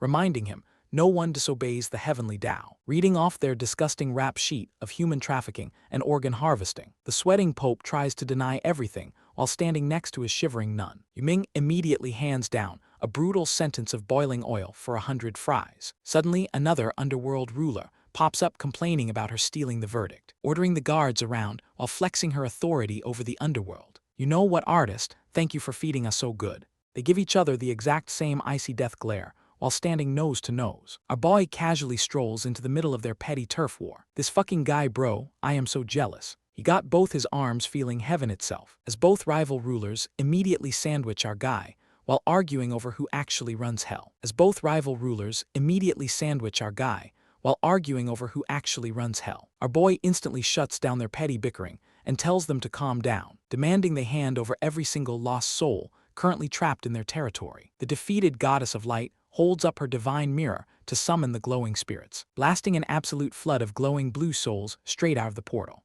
asking if our guy is finally satisfied with her speedy cooperation. He casually asks for a place to rest so he can chat about religious reform. King Tian happily pipes up to guide her master to the newly built dorms. The underworld queens watch them leave and realize he wants some private time with the light deity. Don't ask the me color of anything.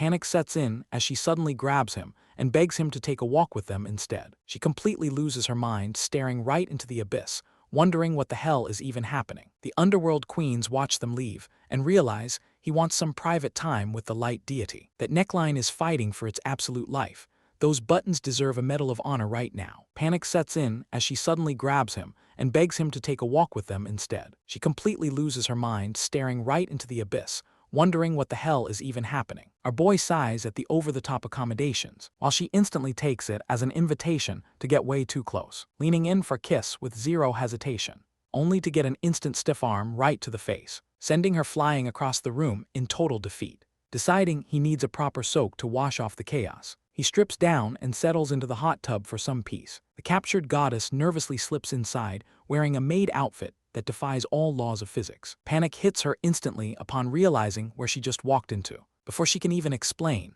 the underworld queens barge in and drag her away, leaving the poor deity completely tied up and gagged outside like a hostage. She tentatively offers to give him a back massage instead, sitting right beside the tub while those thighs steal the entire spotlight. He brings up his master plan for religious reform across the realms, explaining that regular folks need a structured faith to guide them, proposing they team up with a trustworthy god to run the whole operation. She blushes furiously when he asks who picked out her humiliating outfit, insisting she was completely set up by those two rival queens, pointing out that making miracles happen requires raw divine power, while she admits her current strength just is not enough for massive feats. So he calmly offers his assistance to bridge the gap, summoning a blinding orb of golden energy right from his fingertips, leaving her completely dumbfounded by the sheer scale of his power, as radiant light swirls into a towering celestial figure, revealing an absolute deity incarnate, glowing with divine authority, summoning a blinding orb of golden energy right from his fingertips, leaving her completely dumbfounded by the sheer scale of his power, as radiant light swirls into a towering celestial figure, revealing an absolute deity incarnate,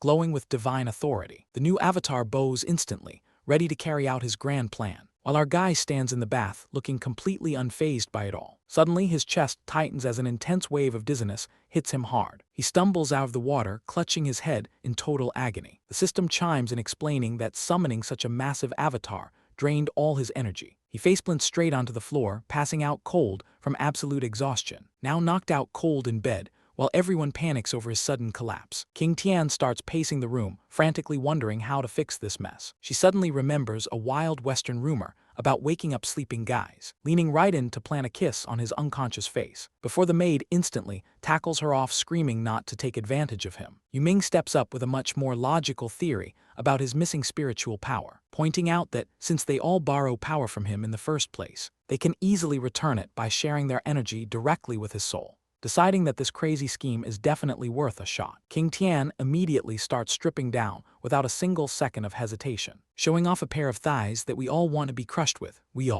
leaving the poor maid completely red in the face from absolute shock, explaining with a blush that merging their souls is the only way to save him. While the maid loses her mind at how bold this whole rescue operation got, they crawl right into bed beside him, ready to start the weird energy transfer, closing her eyes with a heavy flush as she leans in close for the process. The maid watches in sheer disbelief, wondering if this is even legal saving. Hands start pressing right against his chiseled abs to kick off the healing ritual, whispering apologies about being so improper while he stays completely out cold. The avatar watches nervously from the side, holding her hands together, smiling softly as the magical energy begins to flow back into his body, while our boy finally starts stirring back to life on the pillows, blushing deeply as the spiritual transfer begins to kick off under the sheets, while our boy rests quietly right in the middle of all the chaos. The maid watches with wide eyes, losing her absolute mind over what is happening. Yuming lets out soft breaths as her energy pumps straight into him. King Tian handles her share of the soul link with total focus. Glowing magical light starts pouring from their bodies into the mattress. The sheer power transfer sends ripples of energy across the entire room, finally restoring his vital signs as the healing process wraps up smoothly. Our boy finally starts stirring back to life, blinking away the fog as he wonders how long he was out cold, before lifting the sheets to inspect the sudden weight on his bed. And the maid completely loses her mind at the sight, seeing both girls tangled up right beside him after draining their energy, with a mischievous grin telling him he better take full responsibility, making our guy panic as they immediately cling to him, calling him master. Lulusha flashing a bright smile while rubbing her sleepy eyes, and King Tian chiming in to say how worried she was, demanding answers about what went down while he was out.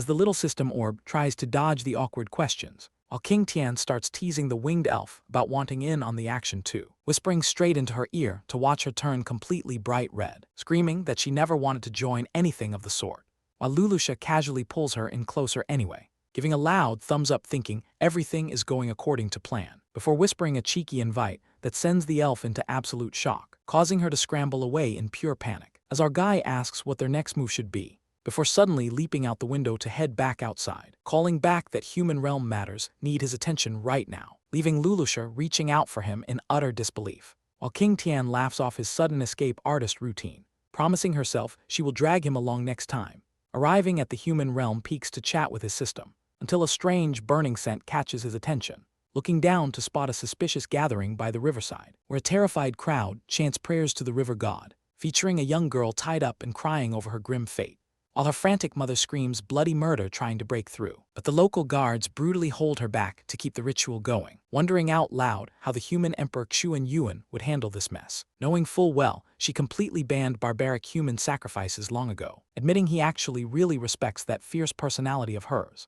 right before the river water starts violently churning, sending a massive pillar of water surging straight up. The panicked villagers scream in sheer terror as they hail the monstrous beast as their almighty river god. A massive fourth-rank giant snake emerges from the depths with glowing red eyes, demanding its horrifying wedding sacrifice. Our boy hovers calmly in the sky above, sizing up the overgrown reptile that is just one step away from turning into a full dragon. He flashes a confident grin, calling out that even a beast of that rank has no right to bully innocent people. Dropping right onto the sacrificial pillar with zero warning, he instantly catches the giant serpent completely off guard. The furious villagers lose their minds, screaming at him for daring to interrupt their sacred ritual. They demand to know who he thinks he is, barking orders for him to get down from the altar immediately. Spreading his arms wide with supreme confidence, our guy casually announces that he is the heavenly Tao itself. The clueless villagers stare blankly, wondering out loud if this heavenly Tao is something they can actually eat. The arrogant elder snaps back that he doesn't care about any Tao, threatening him with immediate heavenly punishment if he ruins the wedding. Our boy arches an eyebrow at the mention of heavenly punishment, finding their utter ignorance hilarious. Dark storm clouds instantly gather overhead as violent bolts of lightning begin cracking across the sky. With a single casual snap of his fingers, he commands the weather to bend entirely to his will. A colossal pillar of pure lightning smashes straight down beside the terrified giant snake, shaking the earth to its core. Blown back by the ferocious shockwave, the villagers shield their faces in absolute panic as dust fills the air. Standing tall amidst the raging storm, our guy calmly asks the shivering crowd if that is the heavenly punishment they were hoping for, with the lightning strike having utterly obliterated the altar structure. The terrified locals stare in absolute disbelief at the sudden heavenly display, while groveling in panic as our boy glares down at them, before he casually lifts the trembling villagers back onto their feet with a flick of his wrist, telling them they have no business kneeling before anyone, and demanding to know who is actually running this pathetic circus, until the local magistrate steps forward to answer for the chaotic town. So our guy instantly grills him on why they were resorting to human sacrifice, leaving the terrified official sweating bullets as he stammers out excuses about endless floods, asking which river god they were foolish enough to worship, when the giant snake beast peeks its head out of the water looking completely mortified, pointing out that this overgrown reptile is barely a fourth-rank demon, while the magistrate explains that in this tiny isolated county, a fifth-rank beast is practically treated like a supreme deity. As our boy listens closely and checks his system logs, learning that the imperial court completely ignored their desperate requests for food and aid, prompting our guy to order the immediate release of the captive girl, who collapses into her mother's arms in tears, giving the trembling officials a stern reminder that human lives are not meant to be bartered away, and telling them that relying on fake river gods for flood control is completely useless, leaving the local leaders utterly baffled about how else they could possibly survive. So our boy summons a glowing magical scroll straight from his inventory, handing over the legendary blueprints of the ancient Dujiangyan irrigation system, breaking down how advanced engineering can permanently solve their flooding crisis, showing how the Fishmouth levee splits the roaring river right down the middle, to safely channel massive floodwaters away during the wet season, while keeping enough water flowing through the inner river during dry months, creating a foolproof layout that manages the water flow effortlessly, leaving the magistrate completely mind-blown by the sheer brilliance of the design. as our boy casually explains how sand and sediment blockages are automatically prevented, with the local leader looking at him like he is an absolute living deity, praising him endlessly for creating such a masterpiece, while the system orb quietly roasts him for shamelessly taking credit for modern earth science, urging the magistrate to get the construction started right away, before turning his attention back to the giant snake lurking in the water, giving the terrified beast a harsh punishment of manual labor to make up for its crimes, while the villagers rally together with renewed hope and fierce determination, as the massive construction project officially kicks off across the valley, explaining to the floating system orb that stepping in directly would rob the people of their own growth, because true change has to come from their own hard work, while the giant snake demon is put to work hauling heavy rocks, serving as the ultimate heavy-duty construction worker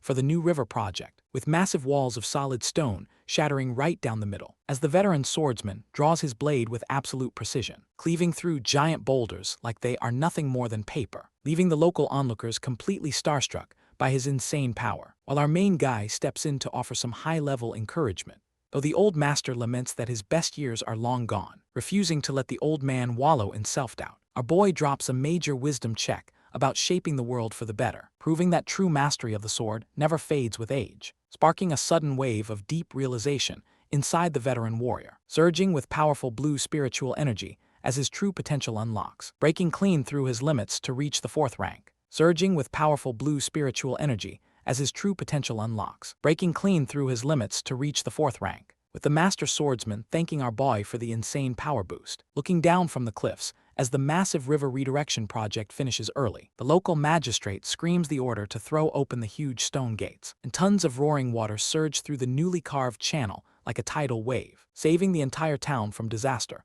and leaving the cheering citizens crying tears of joy. But right when everyone starts celebrating, trouble knocks on the door. Our guy smirks because he knows some clowns are about to walk right into a trap. A panicked guard sprints in shouting that imperial officials from the capital just arrived, and this arrogant governor slams his heavy ring onto the desk like a total wannabe. Look at this crusty old clown Ysuo acting all high and mighty.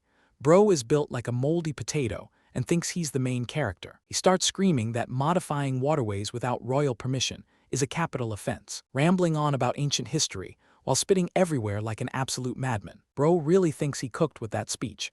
His receding hairline is pushing back faster than his IQ, flashing a greasy smile because he's planning to shake down the local magistrate for bribe money, leaning in close to whisper a shady deal while sweating through his ugly robes. But when the magistrate tries to explain, this clown instantly flips the script and accuses them of treason, ordering his guards to grab the poor magistrate, who is literally shaking in his boots. But before those rent-a-cops can even touch anyone, a massive wave of blue spiritual energy blasts through the room. The newly ranked 4th rank swordsman steps right up with his blade resting on his shoulder, blocking a surprise sneak attack from the governor's thug, with sparks flying everywhere. Look at this purple-haired greaseball laughing like a deranged hyena. Bro has the most punchable face in the entire dynasty, trading lightning-fast sword strikes that shred the air and rattle the entire building. The arrogant thug pushes forward thinking he's got the match completely locked down, while our guy just watches the circus unfold from the sidelines with zero interest. The enemy unleashes a massive purple aura slash right down toward our protagonist, and our boy catches the deadly blade with just 2 fingers like he's snatching a housefly. The thug realizes he just messed with the wrong god and starts sweating bullets. With a tiny flick of power, the enemy's sword shatters into a million tiny metal pieces, sending him flying backward, while vomiting a massive geyser of blood across the floor, crashing hard into the dirt and staring up with absolute terror as he stammers out what kind of monster he just fought, while our guy stands tall with that chill protagonist smile, completely unfazed by the trash. Governor Ysuo loses his absolute mind staring at the broken sword, while his battered warrior coughs up blood and admits he is completely outmatched. Realizing our boy is casually sitting at the 5th rank of power, the corrupt governor instantly drops to his knees, begging for his life. Our guy looks down with zero emotion asking who gave him those orders, so the coward instantly rats out some big shot named Lord Wang from the capital, claiming this general practically owns the entire sky up there. With a tiny flick of his wrist, both corrupt clowns get instantly bound up tight in glowing magical ropes. Our protagonist leaves them behind for Lord Liu to clean up the town, announcing it is time for a little road trip straight to the imperial city. Arriving at the massive sprawling capital of Tang country, the system asks if they are hunting the Wang family right away, while our guy senses several weird auras hiding around the busy streets. A loud wedding procession marches past, scattering fake paper money everywhere. Xu and Yuan steps out in disguise, asking locals why they are tossing funeral cash. A random bystander explains it is a creepy ghost wedding for the Wang family, marrying a living person to a corpse just for clout and power. Disgusted by these toxic traditions, she decides to put a stop to it right now. Suddenly, the skies open up, flashing with blinding golden energy. Townspeople drop to their knees, calling it a holy divine miracle, while the groomsmen celebrate, thinking it brings amazing wedding luck. Xu and Yuan narrows her eyes, knowing pure heavenly interference when she sees it. A massive pillar of golden light strikes down from the clouds. She shoots straight up into the air, confronting the divine intruder head-on, demanding to know why the goddess of light is playing childish games. The Western deity greets the human emperor with a smug little grin, accusing her of trying to steal mortal believers and start an East-West war. The goddess casually replies she is just following orders from a higher power. Xu and Yuan laughs right in her face, asking who could possibly command a god, before getting completely blindsided by a flying dropkick out of nowhere. Gasping in pure shock as Kangshan enters the chat swinging hands, the two powerhouses clash blades, sending shockwaves across the entire skyline. The sheer impact blows apart the surrounding clouds in a massive explosion. Kangshan grabs her hair, pinning the Western deity down with zero mercy, charging up a glowing blue fist right beside her terrified face, delivering an earth-shattering punch that blasts her straight back down, leaving a massive crater as the shockwave echoes across the capital. Civilians panic as the massive shockwave rocks the streets, while Kangshan struts over looking completely unfazed, leaving the proud Western deity bruised and face down in the dirt. She proudly reports back to her master that the target is secured. The beaten goddess stares in sheer disbelief at the unexpected hierarchy. Our main guy steps into view, demanding to know who this mystery powerhouse really is, leaving the proud Western deity bruised and face down in the dirt, as local bystanders panic over the sudden disturbance dropping from the heavens, while our main guy steps into view, demanding to know who this mystery powerhouse really is. The fallen goddess stares in sheer disbelief at the unexpected hierarchy standing before her. Gripping her glowing blade with absolute rage, she refuses to back down easily, swearing she will teach these intruders some serious manners. She fires a blinding beam of energy straight at our boy, but Lulusha steps in with lightning speed to block the incoming strike, leaving the legendary sword planted firmly in the ground between them, sparking a fierce clash that rattles the entire area. As the true power of the Xu and Yuan sword starts to reveal itself, begging her master for permission to unleash her absolute full strength, he grants her the green light with a casual warning not to scratch the antique, and right away her spiritual aura explodes into a terrifying blue flame, transforming her outfit with physics that are truly working overtime, showing off a view that makes me want to take in my 11th break this manhwa. As she stands fully powered up and ready to throw hands, the rival goddess watches in absolute terror as the power gap widens. They lock eyes for a split second before the blitz begins, closing the distance instantly with a deafening clash of steel, screaming at her opponent to submit right on the spot, grinding their blades together in a shower of blinding blue sparks, creating a massive shockwave that sends tremors across the horizon, making clueless townsfolk think a full-blown earthquake just hit, until our boy finally steps in to put an end to the playground fight, summoning the divine blade back to his side with a flick of his wrist, ordering the weapon to return like an obedient puppy, realizing that the human emperor's entire strength comes straight from the single sword, while the defeated deity glares at him with pure, unadulterated salt, deciding that instead of fighting, they should just sit down and have a chat, bringing up an awkward misunderstanding about her gender that completely derails the tension, leaving her utterly flustered and questioning his sanity, while he tries to smooth things over after dropping that unhinged question, arguing that the heavenly Tao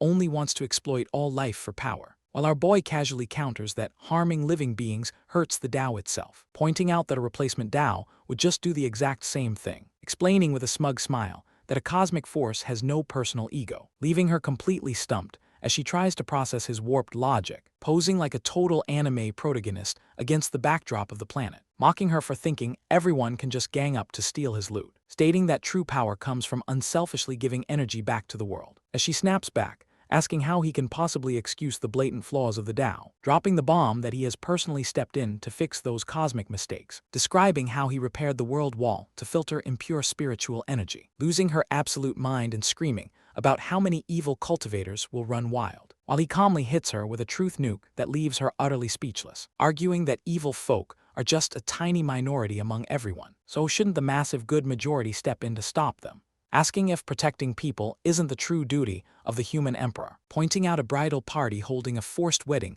right down below, leaving some poor guard sweating bullets inside the red sedan chair, telling her that if she's the true leader, she needs to lead by action. As those fabric buttons fight for their absolute life under that pressure, she finally cracks and agrees to take matters into her own hands, while our main guy watches with an evil grin. The Western deity admits she only made the choice that benefited her. Chuan-Yuan leaps down and crashes right onto the wedding sedan, sending the guards into a total panic as they demand her name. She stands tall in her gorgeous dark outfit, showing off absolute perfection from every angle. The arrogant head of the Wang family storms out throwing a massive tantrum, looking like a crusty old broomstick with zero drip. Our boy casually questions if ghost weddings count as human trafficking. She tells him straight up that ghost weddings are completely meaningless. This crusty clown loses his mind thinking a mere girl dares talk back to him. She drops the law on him, reminding him human sacrifice is outlawed in Xia country. This absolute bozo screams for his guards to seize her. She unleashes a fiery shockwave that sends all the guards flying, summoning the legendary Chuan-Yuan sword amidst raging flames, leaving the arrogant lord staring in absolute pure terror. As our guy explains that heaven rules the space while humans control humanity, the villain scrambles back trying to act tough after getting totally styled on, and gets a sharp blade pointed right at his pathetic neck. The human emperor lays down the absolute law, telling this arrogant noble that nobody is above justice. But this sweaty clown tries to shoot back, complaining that she is just flexing raw strength, asking how her overpowering authority is any different from what he was doing, leaving the supreme ruler momentarily speechless at the sheer audacity, until our boy steps right up to drop an absolute truth nuke, explaining that true power protects the weak rather than bullying innocent people, staring down the pathetic villain with an ice-cold gaze, leaving the terrified nobleman completely cornered on the stone ground, as this crusty old bastard loses his mind and screams out in absolute panic. Our guy glances up as a new powerful aura enters the battlefield, revealing an older elite warrior stepping in to save the day, leaving the terrified nobleman completely cornered on the stone ground, as this crusty old bastard loses his mind and screams out in absolute panic, while trying to force a terrified bride into a fake marriage, looking completely delusional as he tries to deflect every single accusation. Our guy just smiles, knowing exactly how this pathetic clown show ends. Up in the sky, the onlookers watch the chaos unfold with total amusement, as Chuan-Yuan grips her head in pure frustration over human foolishness. This arrogant old geezer tells everyone to leave him alone in peace, drawing her divine blade and declaring that this entire realm needs a deep cleaning, igniting her glowing sword in divine flames as absolute pressure fills the air, summoning a massive bolt of lightning straight from the heavens above, making the corrupt officials sweat bullets as the sky splits apart, giving them one incense stick of time before she executes every last one. Way out in the mountains, an ancient dragon watches the sudden storm brew, while Duan-Mu panics over the massive surge of power hitting the imperial city, wondering if humans and demons can ever actually live in peace, striking a terrifying pose that leaves the local lords completely frozen, dropping her legendary name right to their petrified faces, explaining how the law exists to protect the powerful from the masses, calling them out directly for tearing down centuries of public trust. And this clown has the audacity to talk back like a total idiot, looking over at our main guy as if he has all the answers, stepping forward to school her on how true governance actually works, explaining that pure strength is not enough without proper guidance, listing off their endless crimes right to their terrified faces, reciting the brutal laws of Xia that demand absolute execution for treason, making this crusty old noble sweat bullets as his life flashes before his eyes, when Chuan-Yuan steps in to complain that execution is way too harsh. Our boy casually calls her out for wiping out thousands of clans during her own conquest, leaving her completely speechless with that undeniable truth nuke, getting right in her personal space to question her sudden burst of mercy, dropping absolute facts right as she glares back with glowing red eyes, realizing he is completely right, and accepting her own brutal hypocrisy, instantly drawing her divine blade to deal out absolute punishment on the corrupt fools. Chuan-Yuan calls out the fake marriage excuse, dropping a truth nuke on these clowns, while the local guardian beast tries defending the corruption like an absolute bozo. She snaps completely, drawing her glowing sword and shouting to punish them all, slicing through the corrupt officials instantly before they can even blink, leaving a trail of absolute carnage in her wake as blood splatters everywhere, staring down the terrified guardian beast with cold,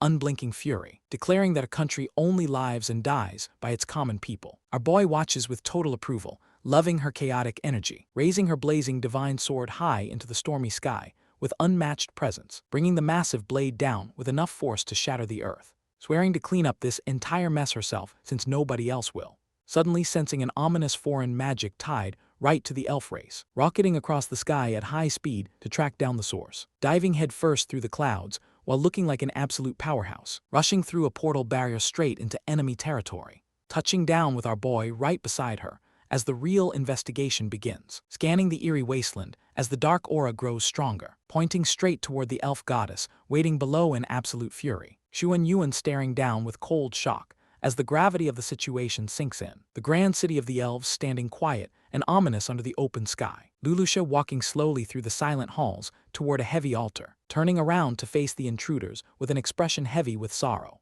Xuan Yuan looking at the tragic sight with sudden disbelief, whispering the brutal truth as everything turns to scattered dust, Lulusha standing beside the fallen ashes with tears in her eyes. What an absolute tragedy, turning around to face the intruders with an expression heavy with sorrow, Xuan Yuan looking at the tragic sight with sudden disbelief, recalling how the elf goddess previously sent people to save the enslaved elves, whispering the brutal truth as everything turns to scattered dust, flashbacking to Xuan Yuan enduring brutal captivity in her younger days. Suddenly blood splatters everywhere as tragedy strikes the camp. Watching in absolute shock as the horrific scene unfolds, Ghost Emperor appears on the scene dropping a flaming sword right in front of her, telling her she can take the weapon and use it to abolish slavery herself, staring at the blade with a completely frozen expression, returning to the present moment while holding back heavy emotions. Golden vines lash out instantly, wrapping tightly around Xuan Yuan, struggling against the golden vines while trying to catch her breath, demanding to know why humans treat the elf race with such cruelty, explaining how the elves always try to coexist peacefully, raising her staff high to declare war against the Empire, shouting that the war between the elf goddess and the goddess of light has officially begun, warning that starting a war will only bring catastrophic losses to both sides, calling them absolute bullies while glaring with pure anger. Our main guy sighs, saying human hearts are just too unpredictable, pointing out that she is caught between her old companions and the humans she swore to protect, flashing a confident smirk because he actually has a master plan ready, getting way too close for comfort while dropping some serious tension right into the frame. Our main guy sighs, saying human hearts are just too unpredictable, pointing out that she is caught between her old companions and the humans she swore to protect, flashing a confident smirk because he actually has a master plan ready, getting way too close for comfort while dropping some serious tension right into the frame. Lulusha locks her deadly gaze onto the enemy without a hint of fear, screaming in absolute rage as the ancient grudge boils over completely, frantically trying to reason with the enraged goddess before things go south, launching a devastating magical strike straight at her former ally, unleashing a massive beam of divine energy that shakes the entire battlefield, panicking inside a glowing barrier while demanding backup immediately, smiling casually and refusing to interfere with the goddess's righteous anger, losing her mind over his absolute lack of urgency, unleashing a massive beam of divine energy that shakes the entire battlefield, panicking inside a glowing barrier while demanding backup immediately, smiling casually and refusing to interfere with the goddess's righteous anger, as the local troops cheer on the absolute beatdown unfolding right in front of them, leaving both bruised fighters exhausted and refusing to back down an inch, clapping his hands together to instantly halt the chaotic duel, lifting the exhausted elf into the air with a gentle wave of blue energy, blinking in pure confusion as a dining table magically spawns beneath her, telling everyone it is time to get down to actual business, demanding an all-out war against her former divine rival, pointing out that the real culprits were the corrupt leaders of the human empire, arguing that the actual criminals should be the ones held responsible for the bloodshed, whining about how letting go of those human followers is totally fine by her, slamming her hands down on the table while calling out their casual attitude, staring back with icy cold eyes that completely shut down any argument, stepping up with a cheerful grin while his tiny mascot chimes in, suggesting they drop a devastating heavenly punishment directly onto the Empire, receiving good news about the complete extermination of the elves within his borders, grinning like a proud idiot while showing off his punchable royal face, bursting into the throne room with sheer terror written all over his face, spotting a blinding heavenly light descending straight toward the capital city, marching heavy steel guards through the streets to clear a path for royalty, bowing low while praising the divine manifestation, thinking he is blessed, stepping forward in her glorious radiant form to address her supposed followers, dropping to his knees and begging the deity for immense power and blessings, glaring down with pure fury and calling out their endless acts of senseless cruelty, watching his jaw drop in absolute disbelief as his prayers backfire instantly, begging for mercy while claiming the Empire has always shown absolute respect, roasting the arrogant monarch for slaughtering innocent elves for personal greed, sweating nervously while trying to rewrite ancient religious laws on the fly, watching in horror as the sacred text literally erases itself right out of his hands. The pathetic monarch starts screaming about unfair rules and blatant favoritism, losing his mind completely. With absolute zero patience left, the divine entity glares down at the arrogant fools, summoning raw lightning across the storm clouds to deliver total destruction. Our boy casually tells his companion to jump into the fray and assist with the punishment, sparking up pure blue magical energy with a cold stare. The absolute state of this divine art style is doing something to my body. Down below, everyone realizes they are completely doomed and starts sprinting for their lives. The Emperor refuses to accept reality, screaming that he is too important to be abandoned, staring straight into his delusional soul with pure disappointment. Massive bolts of heavenly lightning smash straight down onto the capital city, wiping everything clean. Massive bolts of heavenly lightning smash straight down onto the capital city, wiping everything clean. The Emperor refuses to accept reality, screaming that he is too important to be abandoned. The sheer voltage turns the skyline into a blinding white wasteland of pure destruction. Down below, survivors stare in total disbelief as the heavy smoke finally starts clearing up, wondering if they somehow cheated death or if that massive strike was just for show. Then they find the absolute state of the Emperor, looking like a heavily charred piece of burnt toast. Bro is literally coughing up foam and crying because his divine plot armor failed him completely. Word spreads fast that the high priest and army chiefs got completely slimed out too. Lulusha steps down from the skies, showing off top-tier divine physics while taking charge. The terrified citizens watch in awe, realizing the old tyrants are finally gone for good. She promises them a fresh start with zero heavy taxes or cruel oppression weighing them down, telling everyone to live for themselves instead of blindly serving corrupt religious phonies. The crowd instantly cracks immediately, praising their new deity with maximum loyalty. Cheating death makes believers out of everyone as they scream praises to the heavens. Watching from above, Lulusha notes how much more charismatic she has become lately, flipping her hair with supreme confidence as she embraces her new divine authority. Both girls turn into adorable chibi gremlins, bickering over who is more rebellious. Our boy just smiles at their antics,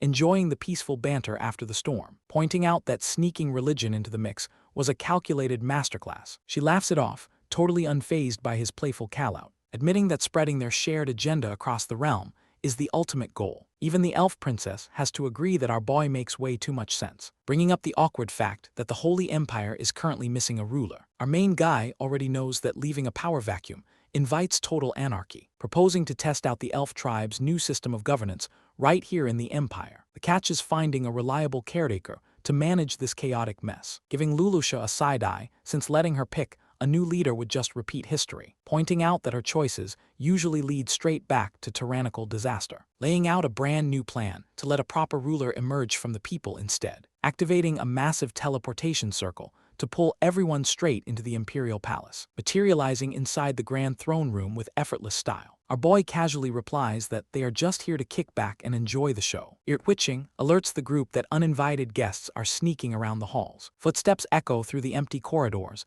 as greedy looters approach the inner chambers. Enter Donald and his terrified buddy, looking to cash in on the royal tragedy. Joseph is sweating bullets, asking if looting the imperial palace is actually a good idea. Donald flashes a greasy grin, flexing that nobody knows the palace layout better than him. Pessimistic paranoia kicks in as Joseph feels an ominous presence lingering nearby. Before they can grab any loot, they stumble right upon the dusty remains of the former guards. Donald panics, urging his buddy to hurry up before others show up. Xuan Yuan watches the greedy thieves with a cold expression.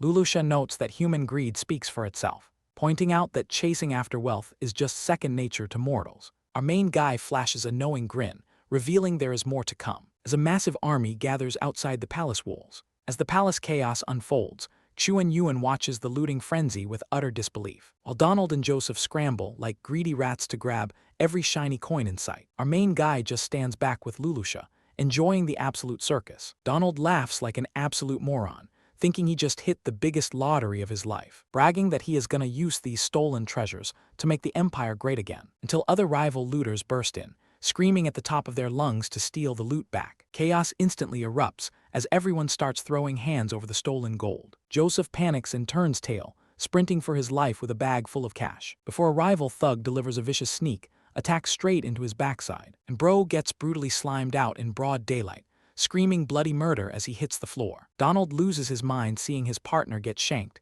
and orders a full-scale bloodbath, turning the Grand Palace Hall into an absolute war zone of stabbing and screaming. Xuan Yuan grabs our main guy by the collar, demanding to know if this bloody chaos was his plan all along. Before BABYYY flies in with a lightning-fast kick to defend her master, ordering the Empress to mind her tone and keep her hands to herself, showing off those gorgeous thighs. Our boy calmly explains that human greed is just part of nature, not the heavenly Tao, pointing out that mortals are always wired to compare, fight, and want more, adding that when selfishness causes pure imbalance, the Tao simply steps in to reset the scales. Xuan Yuan clenches her teeth, her massive assets straining against her dark dress as she listens, while Lulusha stands nearby, proving that good rule is actually possible. The Empress asks how they are supposed to stop the rioting mortals right now, and our guy casually taps her on the forehead with a burst of mysterious glowing energy, stripping away her divine authority and turning her into a regular human on the spot, telling her to go experience mortal struggle firsthand and save the empire herself. Xuan Yuan questions if stripping her powers is too much,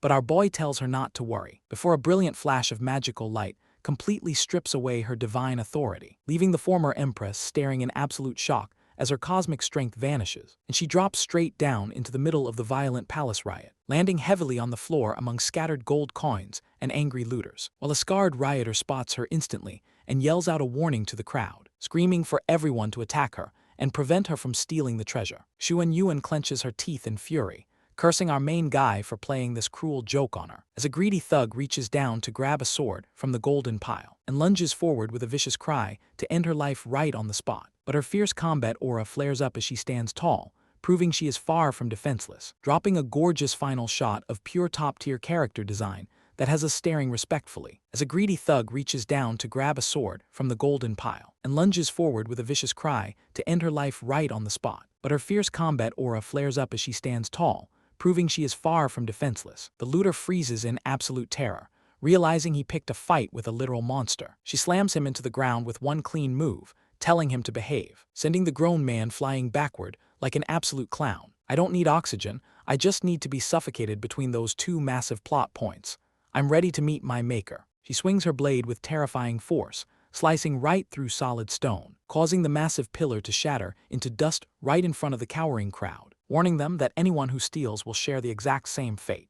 She orders everyone to drop their weapons and gather at the main plaza immediately. Watching from the sidelines, our boy admits he is genuinely surprised by her ruthless efficiency, while Lulusha questions if she is truly acting like a mortal now. The goddess of light complains that Xuan Yuan is stealing all her spotlight and ruining her vibe. Out at the Imperial Plaza, a massive crowd of confused citizens gathers under the sun, wondering why they were dragged out here and if a new emperor is about to be crowned. A blinding beam of energy strikes the ground to demand absolute quiet. Xuan Yuan steps forward to address the trembling masses, announcing that the former emperor was executed for defying the divine will. The crowd instantly switches sides, shouting their undying loyalty to the goddess of light. She loses her mind at their utter stupidity, asking if they are all brainless, reminding them that their precious deity just slaughtered thousands for no reason. She turns around to complain to our boy that the goddess is stealing her believers, only to get instantly shut down with a terrifying glare, making her sweat bullets and panic on the spot. She immediately runs over to hide behind our boy while crying like a little baby,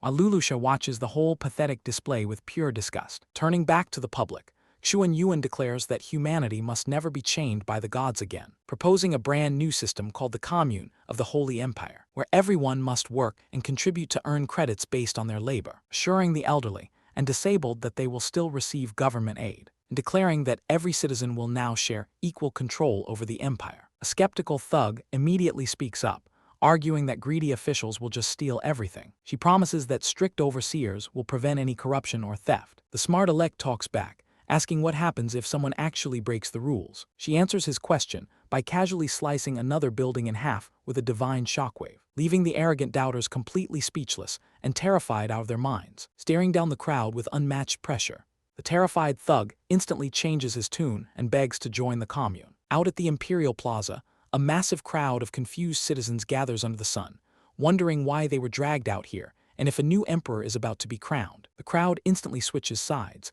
shouting their undying loyalty to the goddess of light. She loses her mind at their utter stupidity, asking if they are all brainless and reminding them that their precious deity just slaughtered thousands for no reason. She turns around to complain to our boy that the goddess is stealing her believers, only to get instantly shut down with a terrifying glare, making her sweat bullets and panic on the spot. She immediately runs over to hide behind our boy while crying like a little baby, Turning back to the public, Xuan Yuan declares that humanity must never be chained by the gods again, proposing a brand new system called the Commune of the Holy Empire, where everyone must work and contribute to earn credits based on their labor, assuring the elderly and disabled that they will still receive government aid. A skeptical thug immediately speaks up, arguing that greedy officials will just steal everything. She promises that strict overseers will prevent any corruption or theft, while the smart elect talks back and asks what happens if someone actually breaks the rules. The terrified thug instantly changes his tune and begs to join the commune, leaving the arrogant doubters completely speechless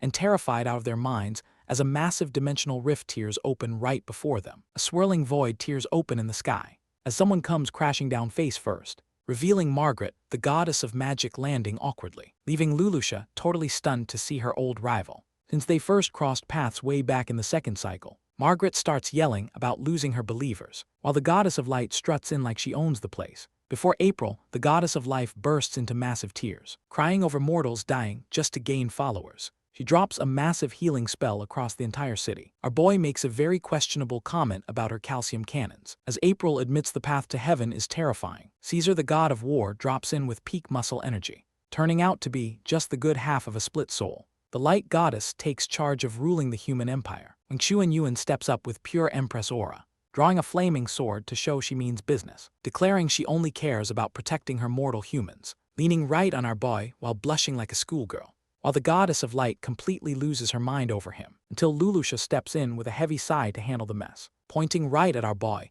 and introducing him to the entire crew, as our guy flashes the most confident smile in human history, leaving every single deity staring in absolute silence, realizing this random mortal is actually the supreme heavenly Tao, dropping jaws across the room as the truth fully sets in, making the visiting deities freeze in total, absolute shock as Margaret and her crew realize they walked right into the heavenly Tao, with Margaret panicking and sparking up her magical energy while trying to act tough. Our boy just smiles and casually asks if she wants to spar, while Caesar instantly throws his divine allies under the bus to save his own skin, as our main guy clarifies that only his evil half is actually rebelling against the heavens, explaining that he is just having fun watching bona fide gods sweat bullets, slipping his arm around Xuan Yuan and Lulusha, while assuring them this is all just a fun little experiment, leaving Xuan Yuan completely flustered and speechless right next to him, while Caesar happily nods along and agrees not to interfere with whatever crazy plan he has, shifting gears instantly as our boy decides it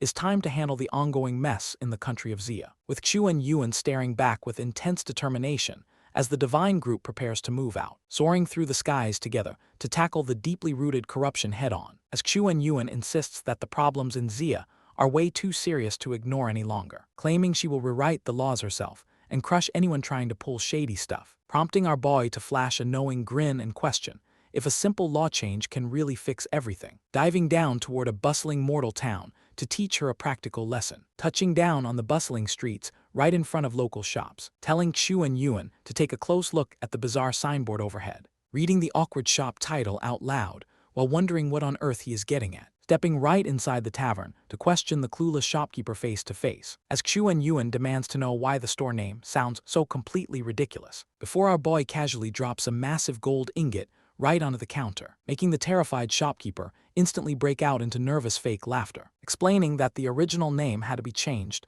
due to a petty official, because an ancient big shot named Yang Wanli threw a massive ego trip years ago, forcing every single shop across the entire city to rename themselves just to match his personal title, sending Xuan Yuan into a blind rage as she slams her fist right through the table, fuming with purple aura as she realizes how absurd mortal bureaucracy truly is, while our boy calmly pats her shoulder to calm her down before she demolishes the entire tavern, tossing another gold piece to the trembling shop owner to cover the property damage, watching a servant pour fresh tea inside their private room upstairs, while Lulusha politely serves a cup to our main guy, as our boy asks if she still thinks a simple law change can fix the kingdom, tossing another gold piece to the trembling shop owner to cover the property damage, watching a servant pour fresh tea inside their private room upstairs, while Lulusha politely serves a cup to our main guy, as our boy asks if she still thinks a simple law change can fix the kingdom, arguing that true order relies on shared cultural etiquette instead of endless rules, explaining how public shame keeps greedy officials from stepping out of line, leaving Xuan Yuan staring back in deep thought at the clever logic,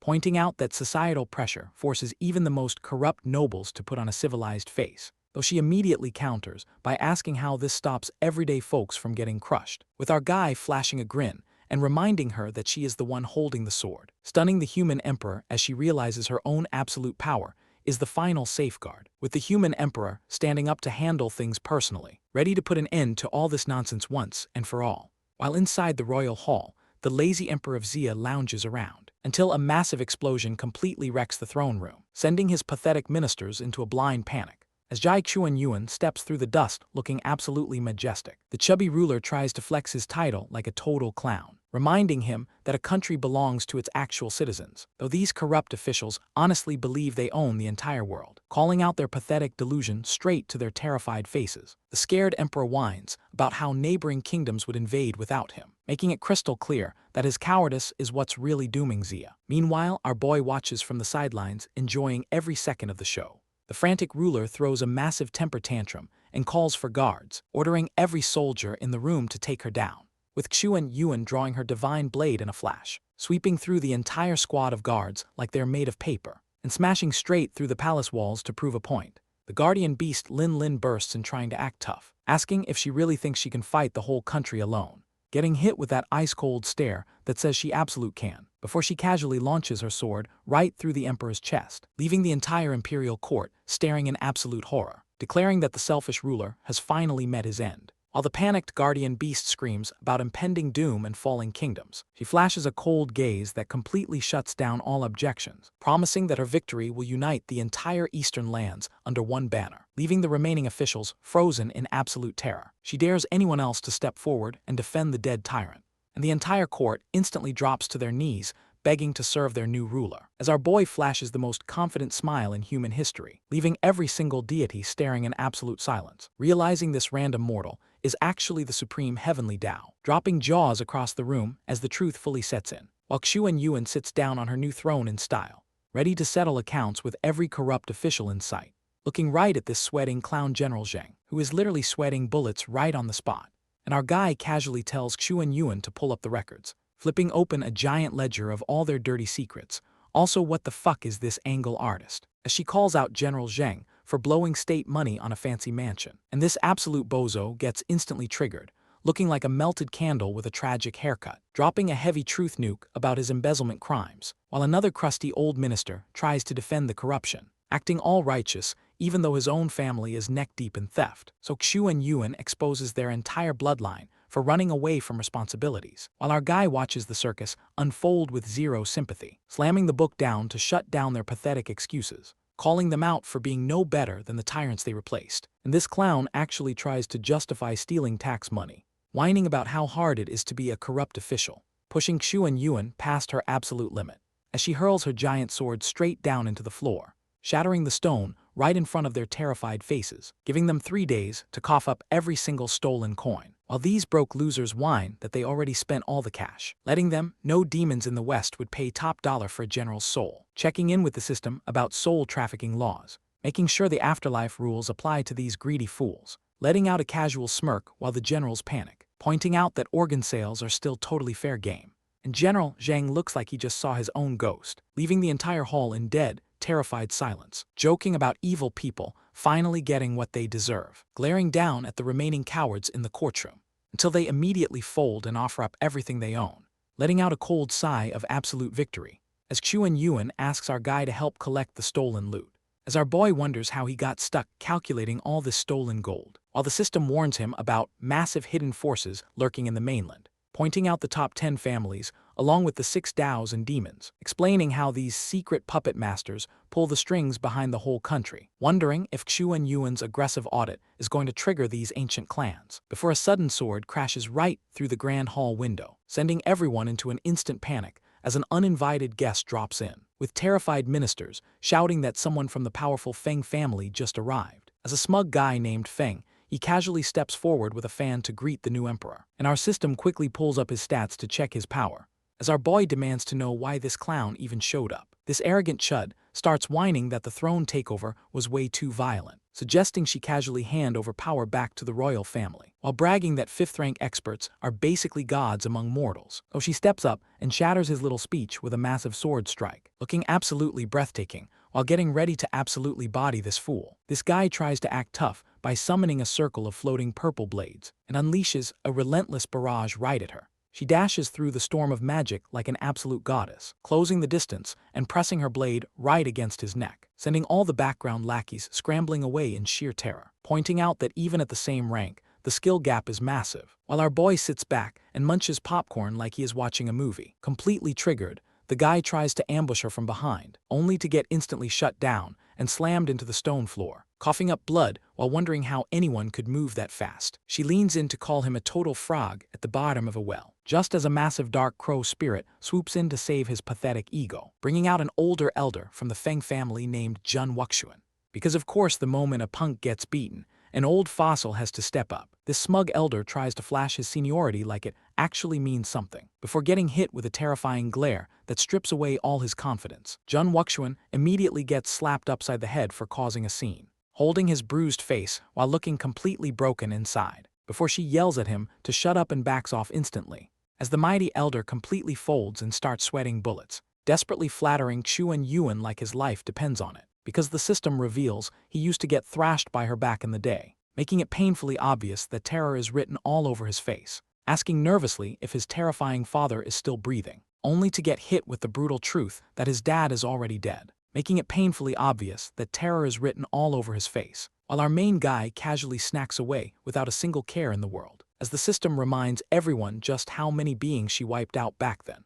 Jun Wuxuan sweats bullets trying to sweet-talk the human emperor, arguing that her raw methods are way too intense for the mortal realm. Chuan Yuan closes her eyes, completely unbothered by his endless whining, asking if he has any actual problem with her taking charge. The local officials instantly fold and agree with everything she says. She demands to know how Zia ended up in such a pathetic state, forcing the trembling elder to explain the ancient apocalypse, when 90% of all living beings vanished in a flash. Our boy tells them to drop the history lesson and move along, while the survivors scramble to piece their shattered kingdoms back together. Jun Wuxuan begs her for a quick recap of the path to heaven, only to get shut down with a cold and brutal three-word answer. He blinks in shock, asking if they plan on trying it again. Our guy watches her turn around with absolute zero hesitation, declaring proudly that humanity's destiny is about to get a massive overhaul, while the system watches her boss around the entire room.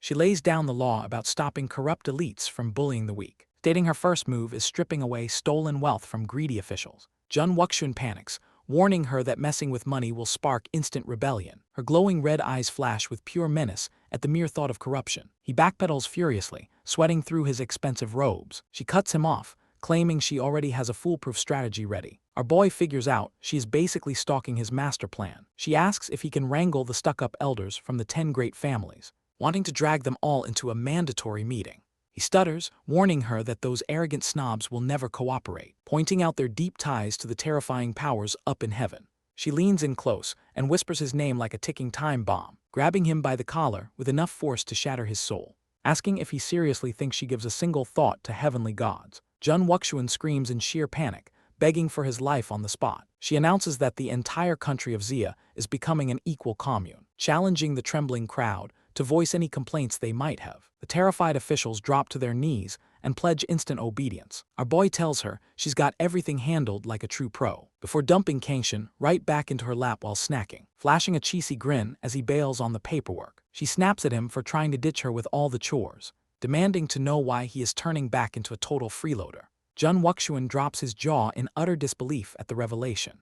His eyes dilate as his brain completely short-circuits, realizing the guy he was just talking down to is the actual heavenly Tao, as our boy speeds off into the sky to hunt down another bug, explaining that human greed will eventually break the commune system, unless a strict web of heavenly laws keeps everyone in check. So our boy blasts through the sky to set things straight, touching down inside the stormy western heavens, with a sly grin because he's here to snatch some divine loot. Noticing signs of a brutal beatdown left behind in the ruins, he stops dead in his tracks as a familiar voice calls out, and King Tian comes flying in like a heat-seeking missile to tackle him. This dude bro, I swear, I will slime his ass for all of us, seriously. He tried to catch his breath as she instantly apologizes for getting too carried away, admitting her emotions got the best of her. The system teases him for enjoying the tight hug a bit too much, so our guy quickly changes the subject, asking why she left the underworld to wander these ruined heavens. She flashes a bright smile, explaining that a local god is about to kick the bucket. So her underworld boss sent her here to snag that soul before it slips away, wondering which poor deity is about to get completely slimed out in broad daylight. A sudden explosion rocks the nearby temple doors, prompting our duo to step closer and check out the commotion, where elven god Randolph is coughing up blood like a broken fountain. Looking like an absolute clown after getting heavily beat down, Bro is larping like a supreme deity while getting folded. Standing right above him is the goddess of good and evil, packing some serious plot, telling this arrogant elf that he is about to become history. Our MC watches the carnage from afar, totally unfazed by the divine drama, while other useless gods sit around sweating, begging the madwoman to stop. She coldly explains that wiping him out means taking his resources to keep everyone else safe. Randolph looks up in absolute terror as he realizes he is completely outmatched. She laughs right in his battered face, showing zero mercy. Refusing to go down like a punk, the elf god activates a desperate final burst, creating a blinding flash that surprises even the dark goddess, as a massive wave of golden energy cuts across the hall. Swearing he will get his revenge sooner or later, he glares at his surroundings while running for his life, screaming at our MC and King Tian to get out of his way. But King Tian takes absolute offense to anyone yelling at her master and closes the distance like a speeding bullet right behind him, delivering a devastating haymaker straight to his face, sending a massive shockwave crashing down through the pillars,